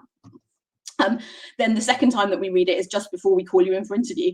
So by that stage, you've got the interview, and we're using it as, we tend to have a read of it, and it tends to be 2 interviews, a kind of more science-based problem-solving science questions, and then a more clinically orientated clinical problem solving and ethics and communication based interview. And for the clinical interview, we tend to read it and have a look at what work experience you've done, and ask you a kind of general question about your work experience, and so talk about that, and as I said before, showing what you've learned from it rather than just making it a list of what you've done. And similarly, I think in the science interview, they will use it as a springboard, so they might pick something off your personal statement and say, oh, that's interesting, that person's done research on malaria parasites for their A-level project. For their first question, we will ask them about malaria. And so if you get an interview, even more important than what you've put on your statement, it's also to know about the stuff that you've put there. So if you've put something about malaria on your personal statement, if you're going to say, know what malaria is and a little bit about the malaria life cycle, so that you can answer questions, questions about it. So don't put anything down that you don't want to talk about. What are the advantages of prosection over dissection? So I think I'm right in saying that it's almost entirely prosection on the medical course now. So that's done in the first 3 years. And prosection is where the specimens for anatomy have been prepared already by somebody that knows what they're doing, whereas dissection is you doing it yourself, which is what I did when I trained. And yes, the advantage is just that it looks beautiful. Oh, fire alarm. The advantage is just that it looks beautiful. Stopped, must be okay. So that's I guess the disadvantage is you learn less in the way of surgical skills, but to be honest, it's a bit early to be doing surgical skills, and I don't think you really miss out on it. I think I learned far more from the prosection specimens that I learnt with than the dissection specimens, when I was an undergraduate. Question 12, I would like to know if there was guaranteed hospital placement, housemanship after the successful graduation from the medical school for an international student. Does it require any visa? So my understanding, and I would say double check this because this is based on my experience with our students, is that if you come over here to study medicine, you are guaranteed a visa until the end of your foundation program, I think. So you essentially, like, the student visa continues on.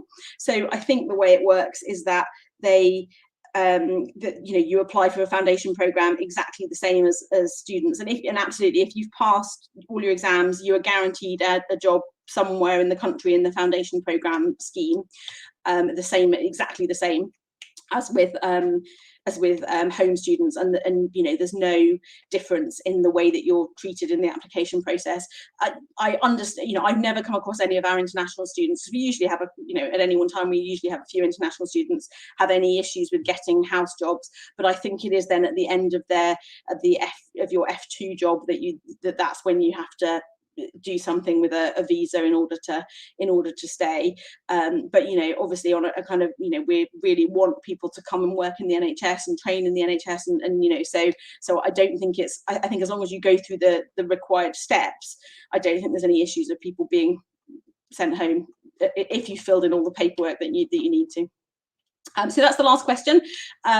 Thank you very much for listening, and I really hope that you decide to apply for medicine and that you choose Somerville. Thank you very much. Bye.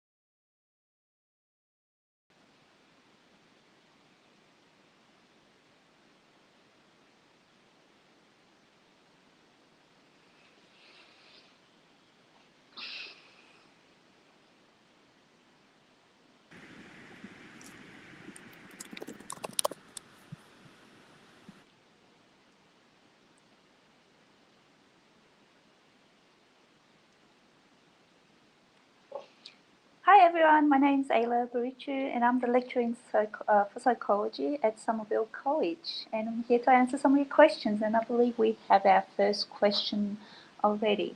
So first question is, will I be disadvantaged during my application or on the course if I haven't studied any science subjects before?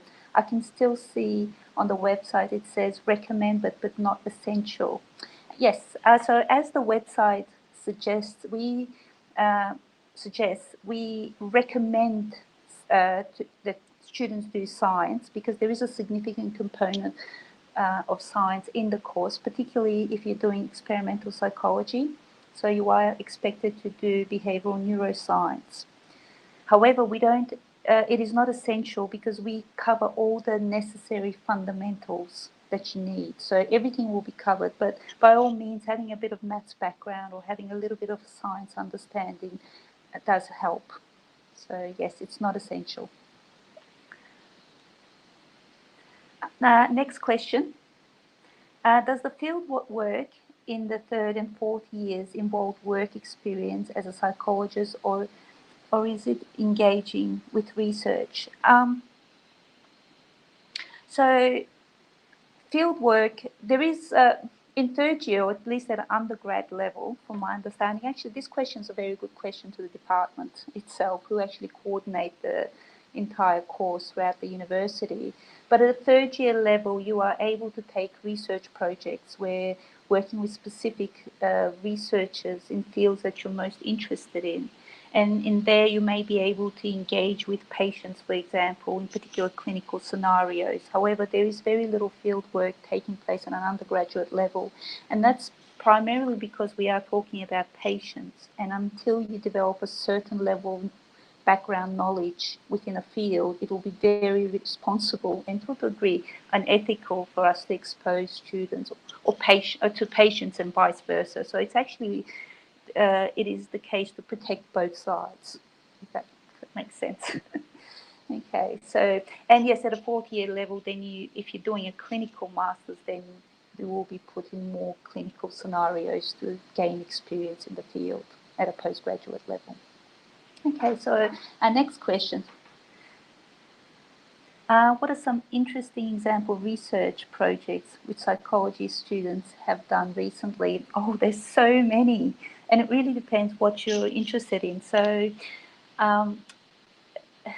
there's different ways you can be engaged in research. So some students very early on participate in different or volunteer to be part of different research groups, which means that they're then able to gain research experience in the field of psychology.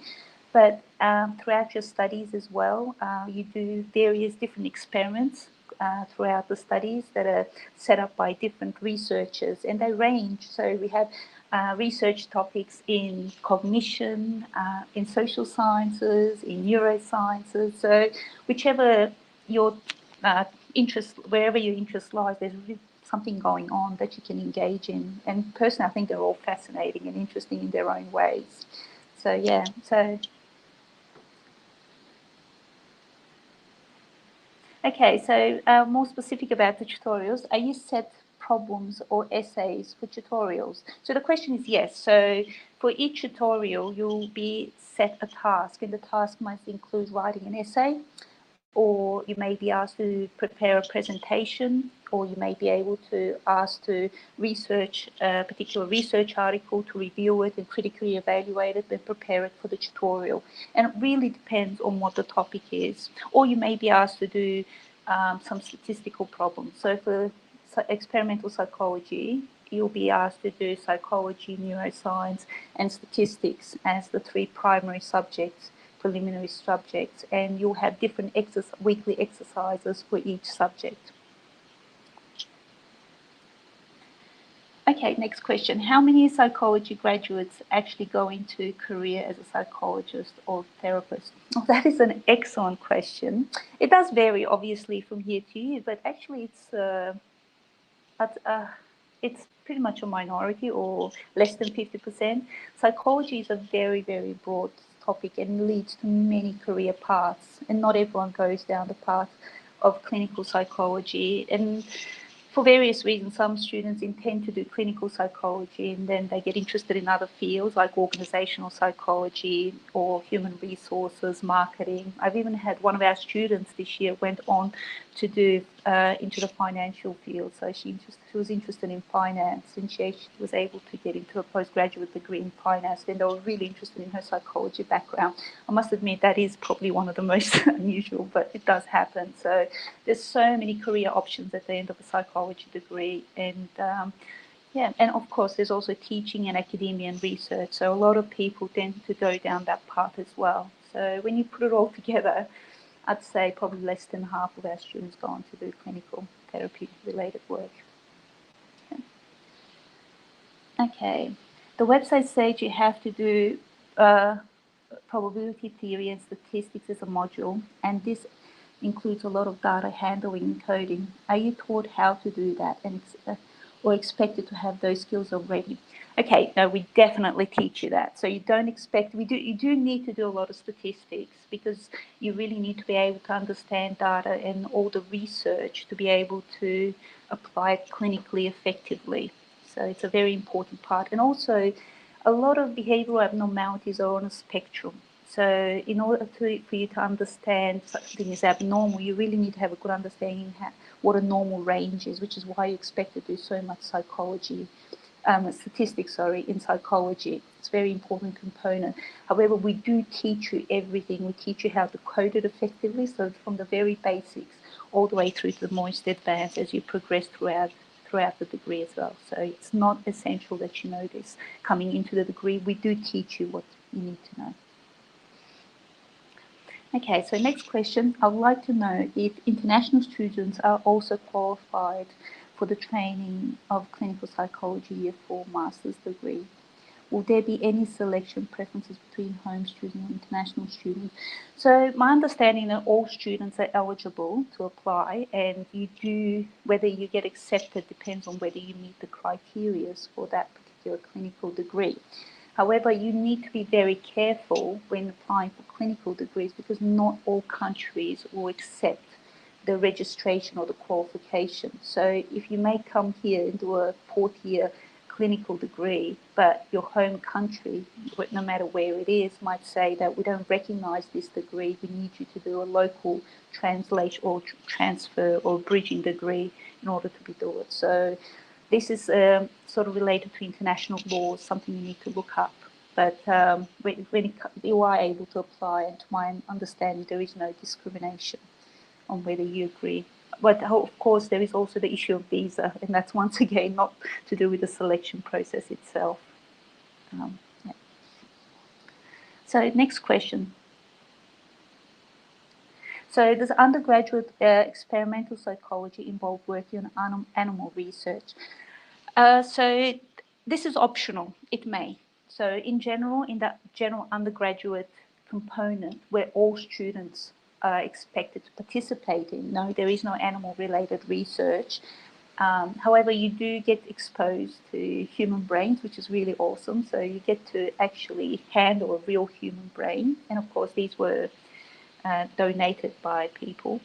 But then you get to actually experience it, some of the patients might have had a stroke and then their brains were able to be used for research and teaching. However, we don't do any animal research per se until 3rd year, where students can electively choose to be part of an animal research. However, this is by choice. And so there is no compulsory component to be involved. But nevertheless, you are expected to read a lot of research that's carried out on animals to be able to understand the behavioral or the neurological components of various behaviors.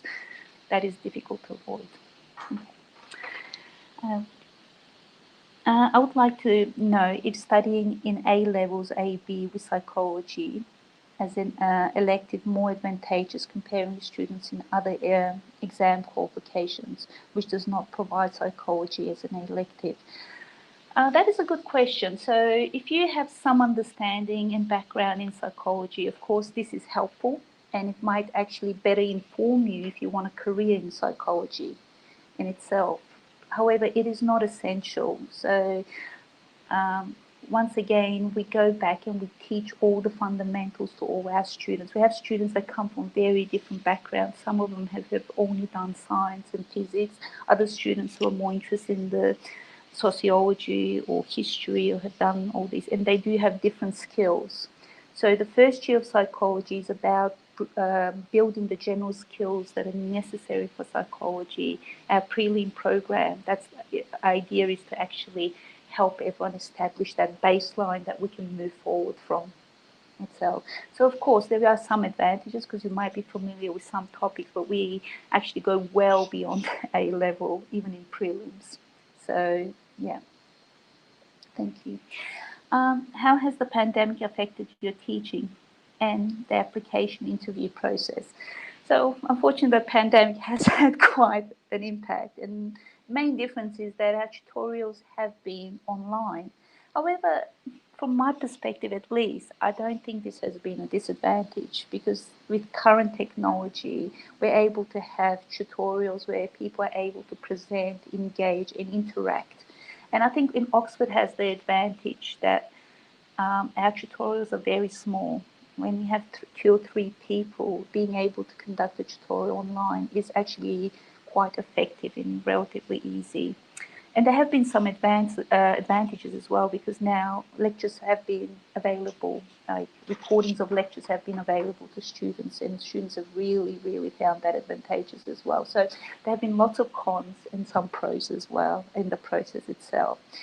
And once again, the interviewing process has sort of gone online.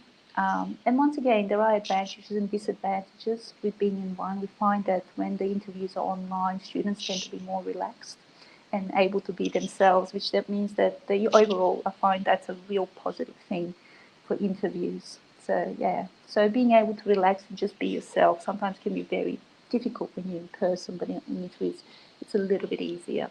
However, at the same time, that limits the type of questions we can ask in an interview for online versus in person. So there are a few adjustments that way. But overall, I think sort of it kind of balances itself out. So yeah, it's a good question, though. Thank you. So the next question.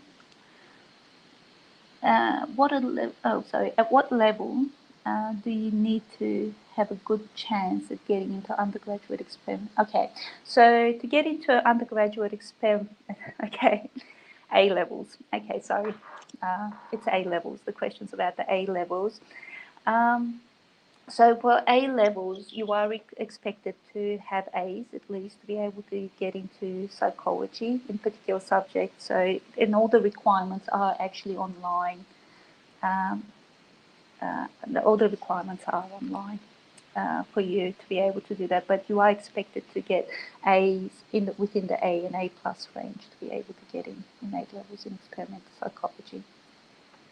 And however, we do take also into account background. So it's really worth applying and talking to your school whether you should apply. And so we do look at disadvantage and where students are coming from, and we do adjust accordingly. And also the university has its own assessment as well, which comes into consideration. So we don't just look at A levels, we actually look at our own assessment, which is used to pre-select students. Okay, so it's not just about A levels. Okay.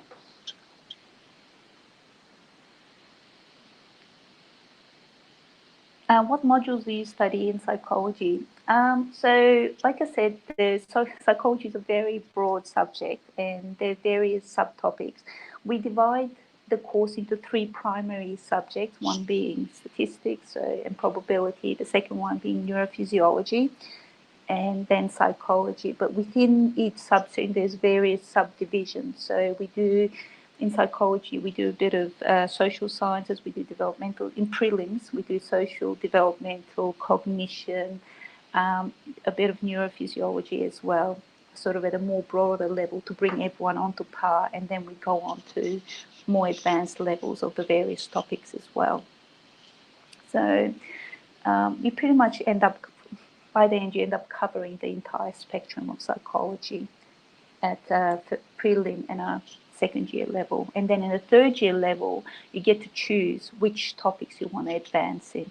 as well. So there is some selectivity. You don't have to do the entire broad spectrum of psychology all the way through. By third year, there's a little bit of selection happening. Hope that answered your question. Okay, for the psychology masters in Oxford, it is including BA and psychology. Does it include BA and masters in psychology? Sorry, I'm not sure if I actually understand that particular question. So that will be a good question to direct, because it's about the master's program. That will be a good question to direct to the actual department itself. So, which are actually involved in coordinating, have more specifics about how the master's degrees are structured in itself. Is there, sorry, also the second part of the question, is there any selection to promote from year 3 BA to year 4? Does the intake student have a quota, and what is the selection criteria? Will there be any reference for home that international students? Okay, so going into a master's degree, so firstly, the most important, they will look at your grades. So there is a selection criteria there. You do need a certain degree to be able to go on to do masters. And yes, there are a certain amount of spaces. And for master's degree, you're not only competing with other Oxford students, but other candidates from other universities as well. So of course, they will look at home candidates who want to go on to do the masters itself. Also, depending on the type of masters you do, so example, for clinical masters, there are pre-requirements of field work. So you are expected to show some interest in clinical work. Maybe you have volunteered for a charity that works with patients with various mental illnesses, or volunteer for hospitals or nursing homes with Alzheimer's patients. It doesn't matter, but there needs to be some, it doesn't matter which specific one volunteering you do, because some people do phone counselling, for example, in their spare time as students, but you do need to show some initiative that you are interested in clinical psychology and that you have actually engaged in the community to try and gain that experience. So pretty much you need to be able to demonstrate that you have a real interest and you explored the area and tried it out. And that's why you want to go into clinical psychology. So there are those kind of pre-requirements. You need to look them up. All these are listed. So it's important to actually look them up. If you're an undergraduate student that's interested in becoming a clinical psychologist, then it's something you need to look on and start building that part of your CV for fourth year. Hopefully that answered the second part of your question a little bit more accurately.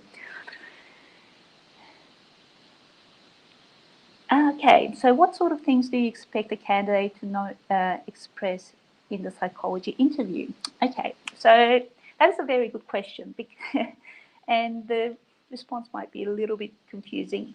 So we don't actually expect you to know anything beyond what is taught at a high school level and a general sense. Okay, so we do expect people to have sort of broad knowledge of the sciences. So I guess like prior to specialising, so there is some expectation of that, but we don't expect you to know anything specific, so about psychology per se. What we're interested in, so in interviews, may be presented with problems, and you may be asked to be able to see, and what we're interested in, how you sort of think about how you sort of solve the problem and how you approach problems. Okay, so they're not necessarily right or wrong answers, but rather what we're interested in, how you approach and conceptualize, your ability to laterally think and conceptualize ideas, how you weigh ideas. So that's what we're actually more interested in. Okay, so the next one, how many years of study after an undergraduate degree does training to be a clinical psychologist take? So that really depends which path you take. So there are different ways of becoming a clinical psychologist. So after an undergraduate degree, you do need to do a master's, and the master's in clinical psychology can be, you can do 1 year degree or you can do a 2-year master's degree depending on the courses or different courses. And to be able to register, sometimes you can actually go on to do a field work, so work with a psychologist that willing to supervise you. as well. So there are different ways to do it, of actually achieving that goal, and really depends on which type of psychology, how you want to go down, in which path you want to go. But you do need at least masters before you can become a psychologist, follow up to become a psychologist.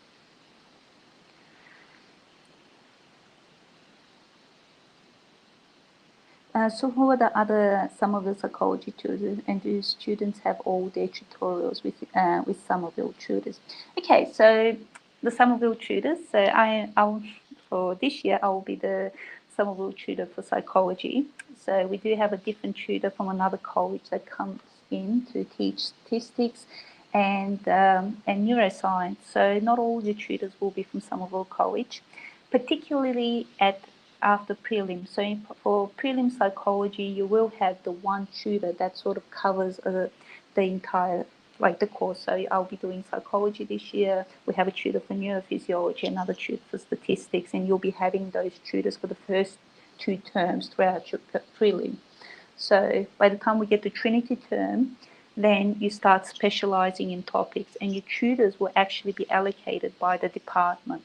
So by the time we get to second year level, sort of the second part of psychology, you get highly specialized tutors from all over the university. So which means that you will be visiting a lot of other colleges for your tutorials. So it's only during the prelim that you do all your tutorials within your college, and after prelim, I mean, there's quite a bit of sort of walking around or going around different colleges and visiting, which I think is fantastic, because then you get to meet so many more people and get to interact with people with other colleges, not just within Somerville as well. Of course, Somerville is fantastic. It is. Some people find it sad, but you know, so but it's a good experience that way. Okay, what sort of problems can be asked in an interview for psychology? Okay, so there's various different types of problems. I think the university has a fantastic guide on the interview, sort of gives you examples of how interviews might go. And I think these are fantastic guides. Also gives you examples of the type of questions you may be asked. So, for example, you may be asked, given a particular scenario, and asked to say, well, if you're interested in Somerville, how would you design that experiment? How would you test this? And sort of have a look at the different factors you'd consider while trying to construct the experiment itself.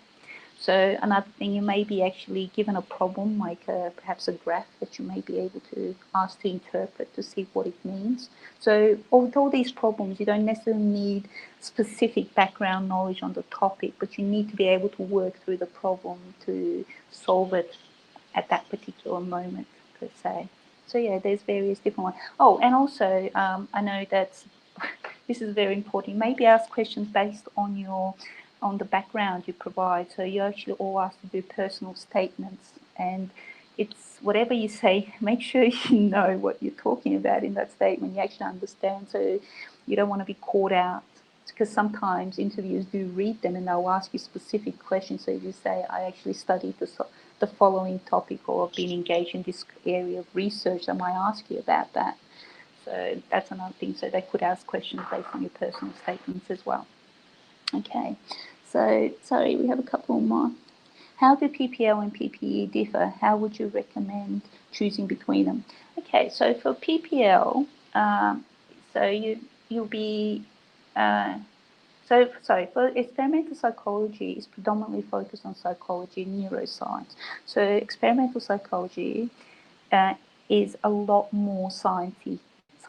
So if you love the science, if you love your chemistry, physics, biology, and statistics and mathematics, then that's definitely probably right for you. However, if you're coming from more philosophical background, or interested in more humanities, or linguistics or philosophy, then PPL is more appropriate for you. So PPL, psychology, philosophy, and linguistics. So when you're doing psychology as part of PPL, it's either coupled with linguistics or with philosophy. So that's the main difference. And you do much less neuroscience for PPL than you do for experimental psychology.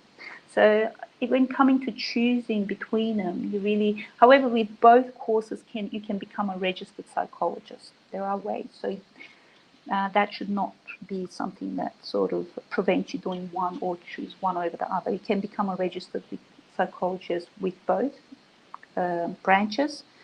It really comes down to interest and what you're more passionate about. If you're more passionate about philosophy or linguistics, then definitely go PPL. If you're passionate more, really want to know about how the brain works and what happens in your head, then definitely that's EP is more for you. That's what I would choose. Can you start at Oxford doing PPL and transition to just psychology later on? Okay.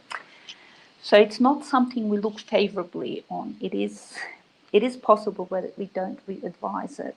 And that's because the interview process for the two are different. And we do look for different skills for EP versus PPL. So it's very important that you apply. You will, for students that want to transit, in very, very rare cases, we may allow it, but we will re-interview you to see that you will be able to transfer from PPL to experimental psychology or vice versa. Okay, so it's not straightforward, easy switch, and it's not something we encourage. How many EP students do you accept into Somerville? So we only accept 4 EP students. Overall, throughout the entire, throughout the university, there are about 60, between 60 and 80 students, I believe, they accept. And because across 30 colleges, well, not all colleges offer psychology, across the colleges is more accurate, and we accept 4 experimental psychology students and 2 PPL students with psychology and linguistics. So, yeah. The Oxford website says the structure of the PPL course is currently under review. Do you know how it might change? I actually am an EP tutor, so I would say no. So I do tutor the psychology component for PPL students for the course, but I'm not directly involved in the review process. However, I would expect that the core fundamentals will stay the same, meaning that overall you'll be doing the subject like linguistic philosophy is something you'll be able to do. And I believe the changes are more related to how much philosophy and linguistics you're able to, which electives you're able to do in each course, but please do not quote me on that one. That's a good one. Another good question for the department itself. I'm really interested in Charles Spencer's research into the senses. Is that something I could study as an undergrad? Yes, we do actually. We do multisensory. I'm actually very interested as well when I work with Charles Spencer myself on multisensory integration, not just about how we perceive the senses, but how we merge that information in sort of a unified percept. It's actually a very interesting topic. You do multisensory perception as part of the perception subtopic in part 1. So yes, you do get to study it. And then you can go on, if you like, you can go on, and Charles, I believe, usually likes to tutor that topic for the Somerville students. So this year or next year, you might have him as a tutor for that particular subcomponent of the course itself. However, and then as part of your third year advanced option, you can choose projects related to multisensory perception and work with Charles as well. So yes. What's unique about studying psychology at Somerville? Question. Well, firstly, you have me as a tutor and Charles Spence as well. So overall, the subject itself is coordinated by the department. So all the students, irrespective of what which college you go to, the foundation and what you study is the same. So what changes is the tutors and the environment itself. So Somerville has one of the best equipped libraries out of all the colleges, fantastic, it's got a great, it's a really nice inclusive environment. And I find that our students are just happy. They're happy to be among themselves, and they're happy to interact with the environment. We have a very inclusive, like I said, environment where you can just be yourself, and very supportive as well. It has a great team of people here to support people at various levels, whether it be emotional or support or maybe financial or career opportunity. There's a fantastic team of people at Somerville that really try and help you achieve your best and help you build a career at the end of your degree itself. So that's the unique part, I suppose. Yes. Final question. What do you think is the best thing? Oh, sorry, that was the final question. So, yes, oh, that was a fantastic question. Thank you so much. A really good question. I really appreciate it. And hopefully I've been able to answer all of them. So, thank you so much and goodbye. Thanks. Bye.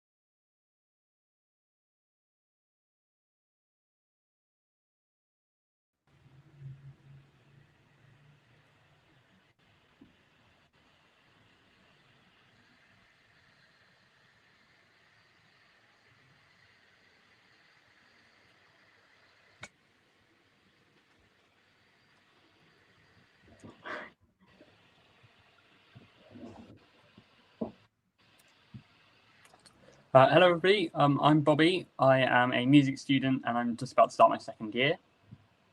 Hiya, I'm Laurie. I'm also second year and I'm studying ancient and modern history. And hi everybody, my name's Sam and I'm going into my second year as well, studying history and French at Somerville. Yeah.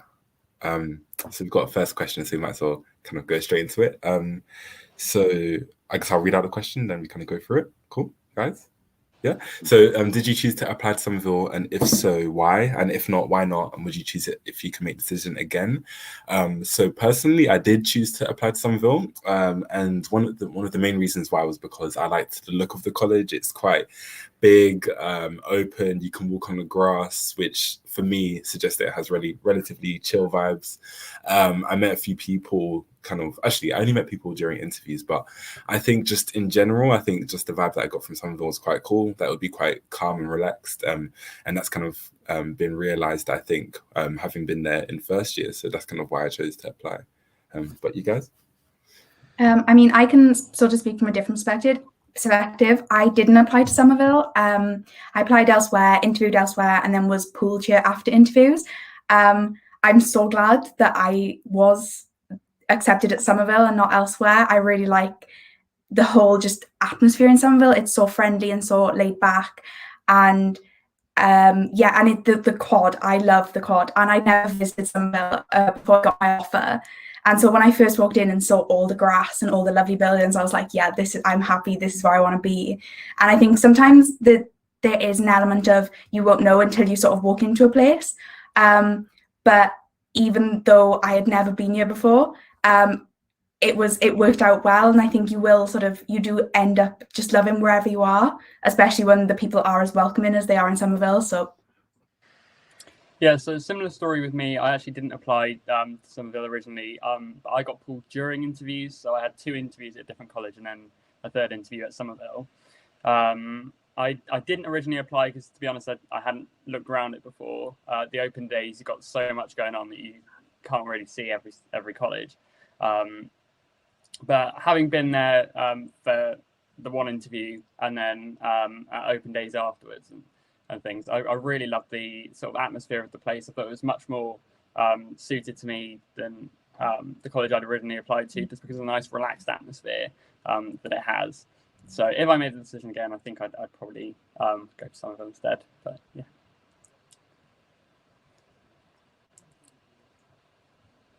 Ooh, I'm happy to start with this next question.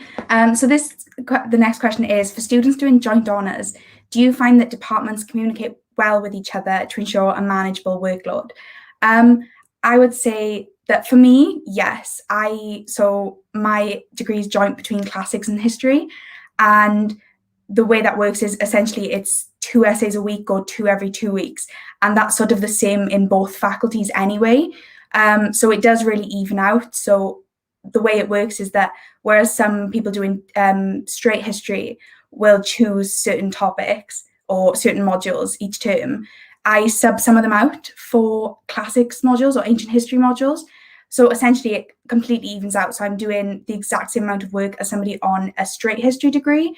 But I think that is partly due to the 2 faculties that I'm working with. I don't know if it's a bit different for other subjects, but definitely for me, it's manageable, and it's no more than if I was doing a sort of not a joint honours degree. Yeah, so I'd say relatively similar for me. So of course I'm doing history and French. My degree is kind of split between the modern languages and the history department. And the specific kind of communication that happens is between my history tutors and my French tutor. And I'd say that they do communicate very well, especially when it came to choosing my modules, because there was a whole kind of a lot of calculation and stuff and timetabling that had to go into that. But they managed that really well. They communicated very well with each other, as well as keeping me in the loop. And I think over the first year, I'd probably say that in terms of workload, there were points where, kind of as Laurie says, this kind of 2 essays every 2 weeks and 2 essays every week. I'd say to a certain point, maybe it's maybe a little bit more than straight history, but I do think that we shouldn't exaggerate the kind of difference between a straight history degree and joint honours. I really don't think it's that much more. That may change during finals, I don't know. But overall, I think the actual way that the workload is managed means that it will never feel kind of suffocating or like it's like an unbearable workload. At least I definitely didn't feel like that during my first year, and I don't expect to feel like that in second year either. So it's good overall. There's a third question. I guess all of us can probably answer this one. So it's, where are you from originally, and is Oxford a big culture shock? When I'm not in Oxford, I live in an area of Kent called Dartford, but I grew up in Southeast London. Culturally, Oxford is quite different. I'm from a Nigerian background, and my area has a lot of people that are Nigerian. If not Nigerian, then they're kind of Black or from an African background. So I'm quite used to being around a lot of people like that. And truthfully, I guess in terms of like proportion, Oxford doesn't have as many. But that being said, there's always communities that you can plug into within Oxford. And because of that, that kind of helps to soften the culture shock. And one other thing is that I really think has been a really good thing, a really enjoyable thing to meet people from a wider range of backgrounds and kind of different cultures whilst at university. So it is a difference of culture, but I don't think I experienced a shock. Just, it was different. Yeah, so for me, I live in Somerset, so I'm right in the middle of the countryside. I didn't actually find coming to Oxford that big a sort of culture shock. In fact, I thought, because it's a city, but it's still quite a small city, it's kind of quite a nice stepping stone between, living somewhere really rural and sort of stepping up into that urban environment. So for me, it was quite a sort of nice transition. Yeah, so actually quite similar. I'm from South Wales. I don't think I found it as much as a culture shock as I expected it to be, going from where I live to Oxford. The biggest thing that I found was, the variety of people you'll meet. So obviously, I've grown up in quite a small town, and I've known the people that I've known my whole life. And there's something lovely about that, and I love it. But going to Oxford, I suddenly met all these people from all over the country and actually all over the world, from very different backgrounds with very different experiences. And for me, that's the biggest thing that shocked me, was that I'd never come across that before. And it's something that I really love. And it's something that I hold really close to me because I know that this will help me develop. I think Oxford as a university, I was quite shocked by the sort of, it's quite an intense environment to be in academically. And, I really thrive off of that. So I'm really glad. But I'd never had that before with any of my schools. And while I've always been quite academic, that wasn't necessarily what everyone else around me was focused on. So that was a big shock for me. That's not something I expected. But again, it's something that I'm really glad of. It really suits me.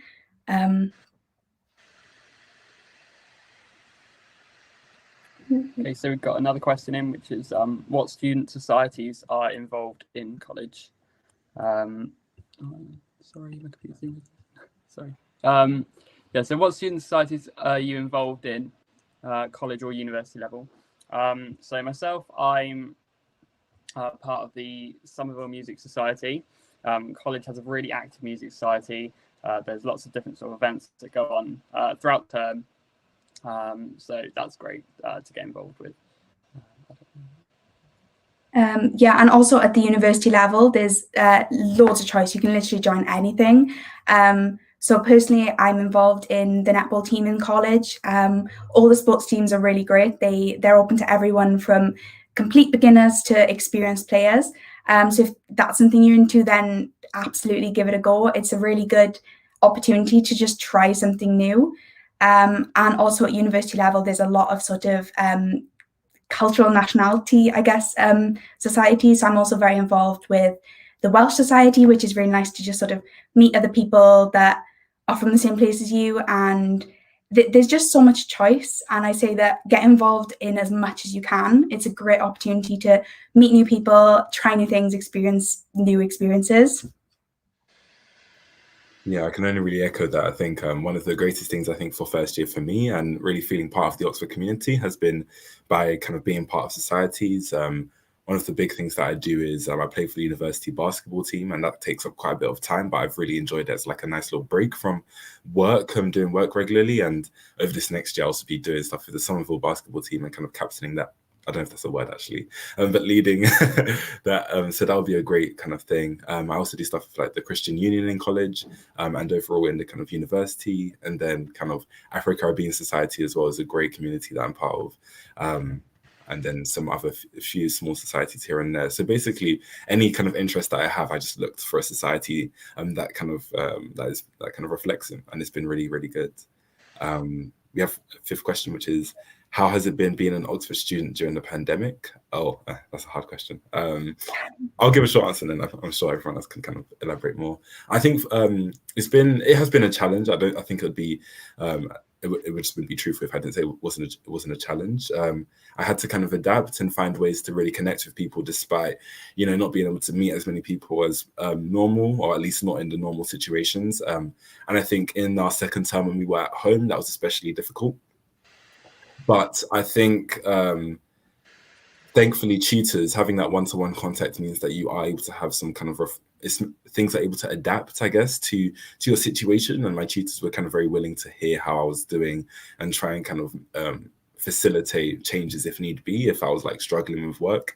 But nonetheless, it has been hard because, it kind of took a bit of that social aspect of uni away. But I do still think there were other ways to kind of make up for that in different communities. Yeah, I think, again, the easiest way I can sort of explain it is that it was new.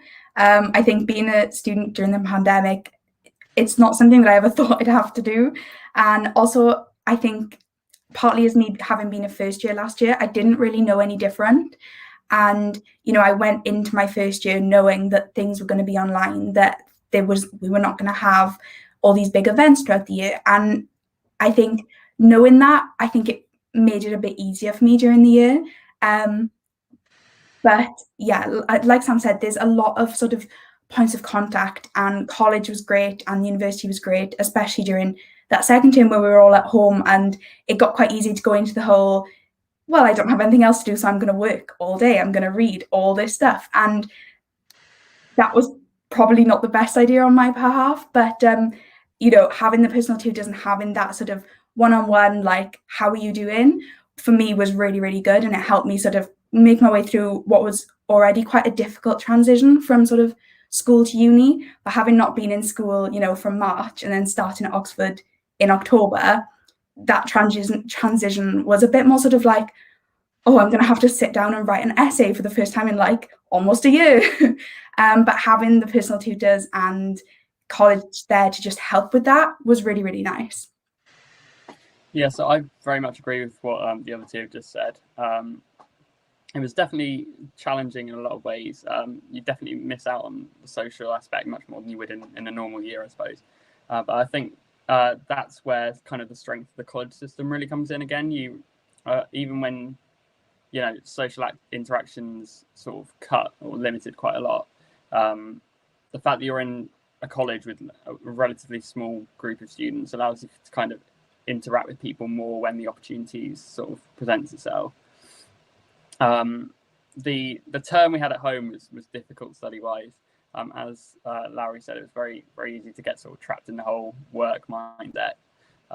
But definitely the sort of the amount of contact hours you get from the tutorial system definitely sort of helps with that to keep you in check in that sense. Okay, question number 6. So this is, how balanced is the workload for joint honours? So like we said earlier, in my experience, it's pretty balanced. You don't tend to get any more work than if you were not doing a joint honours degree. So like I said, the way it works for mine is that I sub out modules that I would be doing in a straight history degree, and I do ancient history ones instead. And essentially what that means is that the work I have is very similar to a straight history degree, and it's just a different kind of work in some respects. And that's the one thing that I would say about sort of doing something. You would think the sort of history and ancient history are very, very similar, and they are, but you're often dealing with sort of different kinds of sources, which can sometimes make it feel a lot more, because you're having to sort of switch from like, oh, this was written 20 years ago and this was written 600 BC. And you have to approach them very differently. That's the one thing that I would say can sometimes make it feel a bit like you're doing more, but it is very balanced. Yeah, I think just following up from that, I think it can be a little bit different in history and modern languages, simply because I think it probably works a bit differently, in the sense that rather than kind of subbing out modules for language modules, it's more like you kind of have what you have to do on the language side, and then the literature, and then the history as well. So I guess it's much less guaranteed to be 50-50 balanced. And I think it's much more to do with the fact that your workload, the amount of time that you spend working on each may be balanced. But the actual number of exams that you do, for example, would be quite different. So I know that with my in first year, for example, I had more exams for French than I did for history, even though maybe the actual work that I committed to both would have been much more equal. And I think what's good about that is it means you can really adjust your degree according to what your kind of strengths are. So I know that when it came to choosing the modules for my finals, so from second to fourth year, what I was able to do is really focus on the modules that I wanted to do, whether that be more for French or more for history. So that it is balanced, but you can also adjust the balance between the subjects as you want.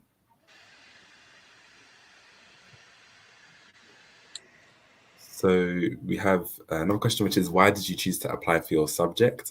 Mine's quite quick. I knew I wanted to do a language, and I knew I wanted to do a year abroad, and that kind of limited the choice. And I knew I loved history, and I felt that the two worked quite well together. So history and French was quite a natural choice for me, and it's what I applied to at, I think, all the universities I applied for. So for me, it was like quite an instinctive thing. Yeah, I think my process was, I really struggled picking a subject. In the space of like 3 years, from sort of year 11 to year 13, I wanted to do maths, I wanted to do chemistry, I wanted to do law, I wanted to do classics. And then I was going through all these things and thinking, but I enjoy them all, like, how am I supposed to decide? And then I eventually sort of settled on, okay, so like, I really love history, I enjoy my lessons in school, I enjoy doing the work outside of school. And then I was sort of between history and classics, and I really didn't know which one I wanted to do. And there was bits of both that I really loved the idea of. And it was actually at an open day. I went to one of the summer open days at Oxford, and I said to somebody in the history faculty, like, yeah, I really can't decide, like, I want to do both. And they were like, well, why don't you do ancient and modern history? And I was like, what? Does this exist? And so then I did a bit of research into that, and I found that it just sort of blended the bits of both that I wanted to do. But it was both of the bits that I enjoyed the most. So I'd say mostly the reason I chose it is because that was what interested me. It's what sort of got me going. It's what I wanted to talk about to somebody who knew what they were talking about. And I enjoyed it. Like, you can't do a degree unless you enjoy it. So. Yeah, so for me, I'd been playing sort of instruments and stuff since primary school, but I kind of didn't decide up until I got to sixth form that I wanted to study music. And it was kind of just as I got more and more involved in it, and I was down to 3 subjects with my A-levels stuff, I just realised that music was something that I really enjoyed. I think enjoyment's a huge amount of it. If you're passionate about something, it just doesn't feel like an effort to have to study all day. So yeah, that was kind of the deciding factor for me, is just that I got a lot of enjoyment out of the subject. So I decided I wanted to sort of take it further. Sorry, it's a long question. So this is about, how did I link history and French to my personal statement? Did I do a paragraph for each? And then when you discuss them together? Well, the question kind of has the answer, which is, yeah, this is exactly how I did it, actually. I did how I structured my personal statements. Of course, I had my introduction paragraph, which just explained kind of my overall interest. Quite short. Then I had a paragraph which was on history and had quite a historical focus, looking at things like historiography and like a specific historical kind of situation, which wasn't actually linked to France in any way. Then I had a paragraph where I really brought together history and French, so using kind of French for history and history for French.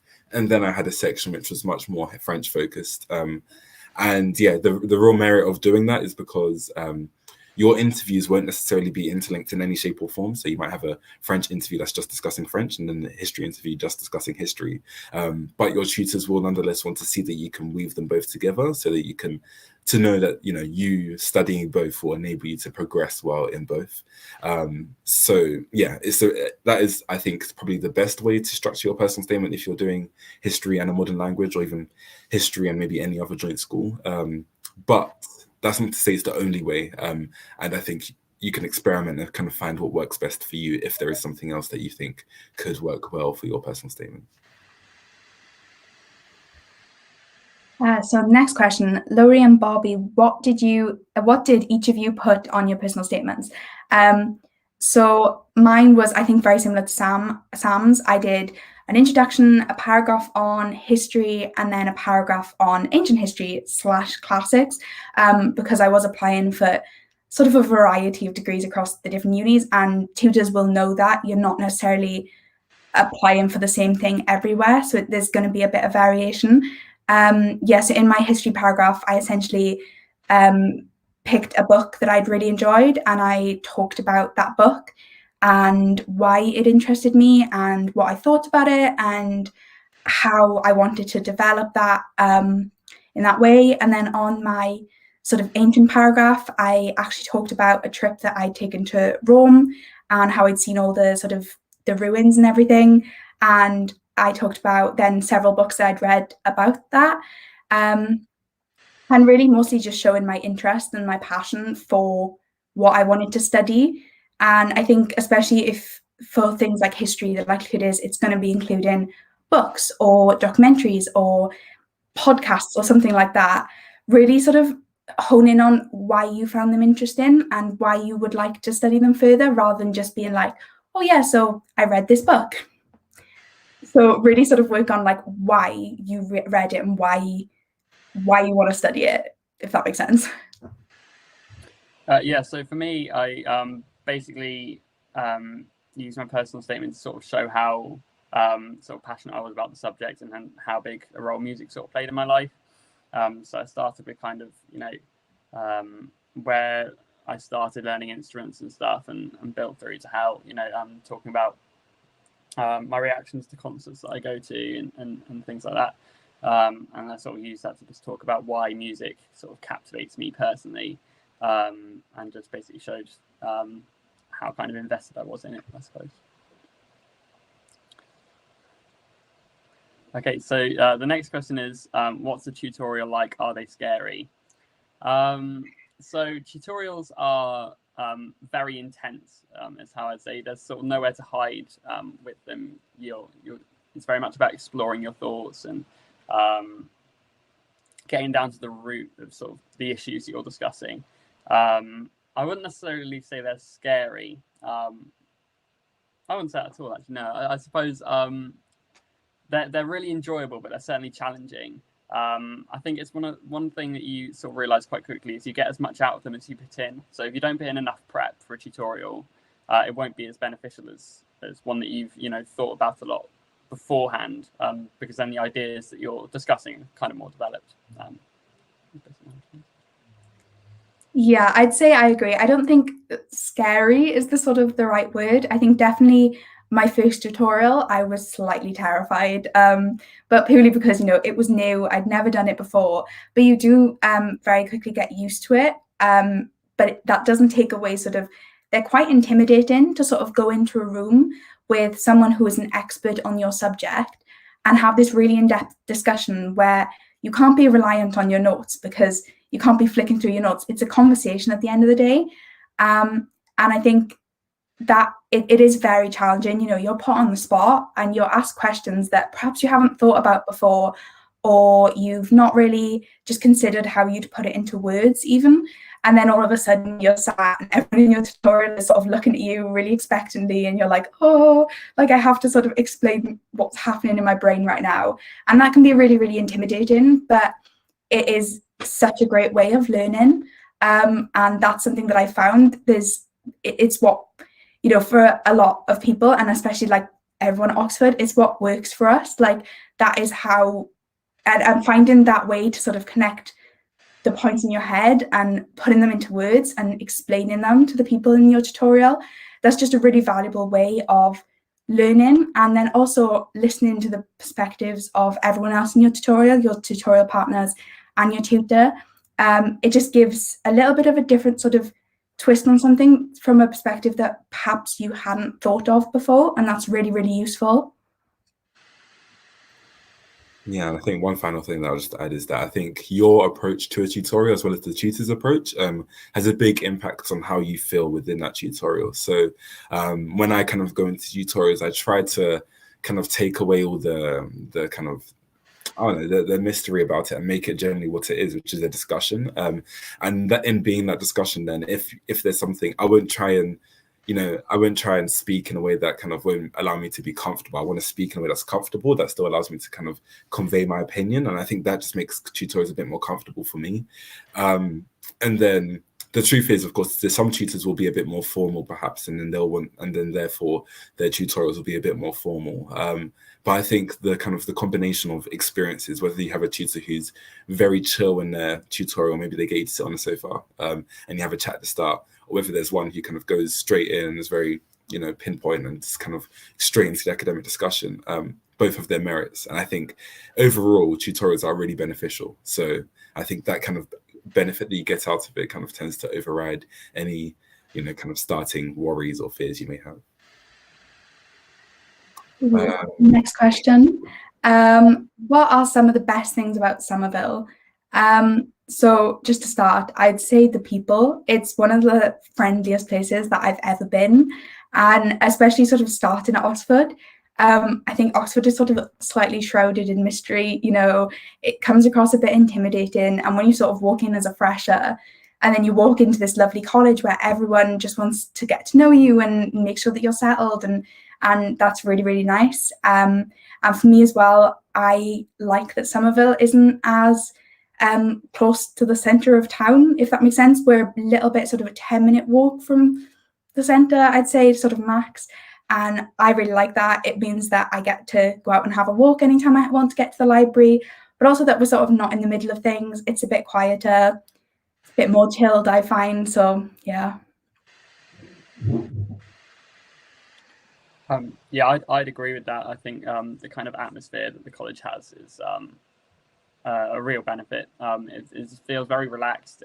You feel like you can just kind of enjoy yourself. You don't get the sense that it's kind of a pressured academic environment in any sense. It's just sort of a nice, comfortable place to live, and that's something that I really like about it.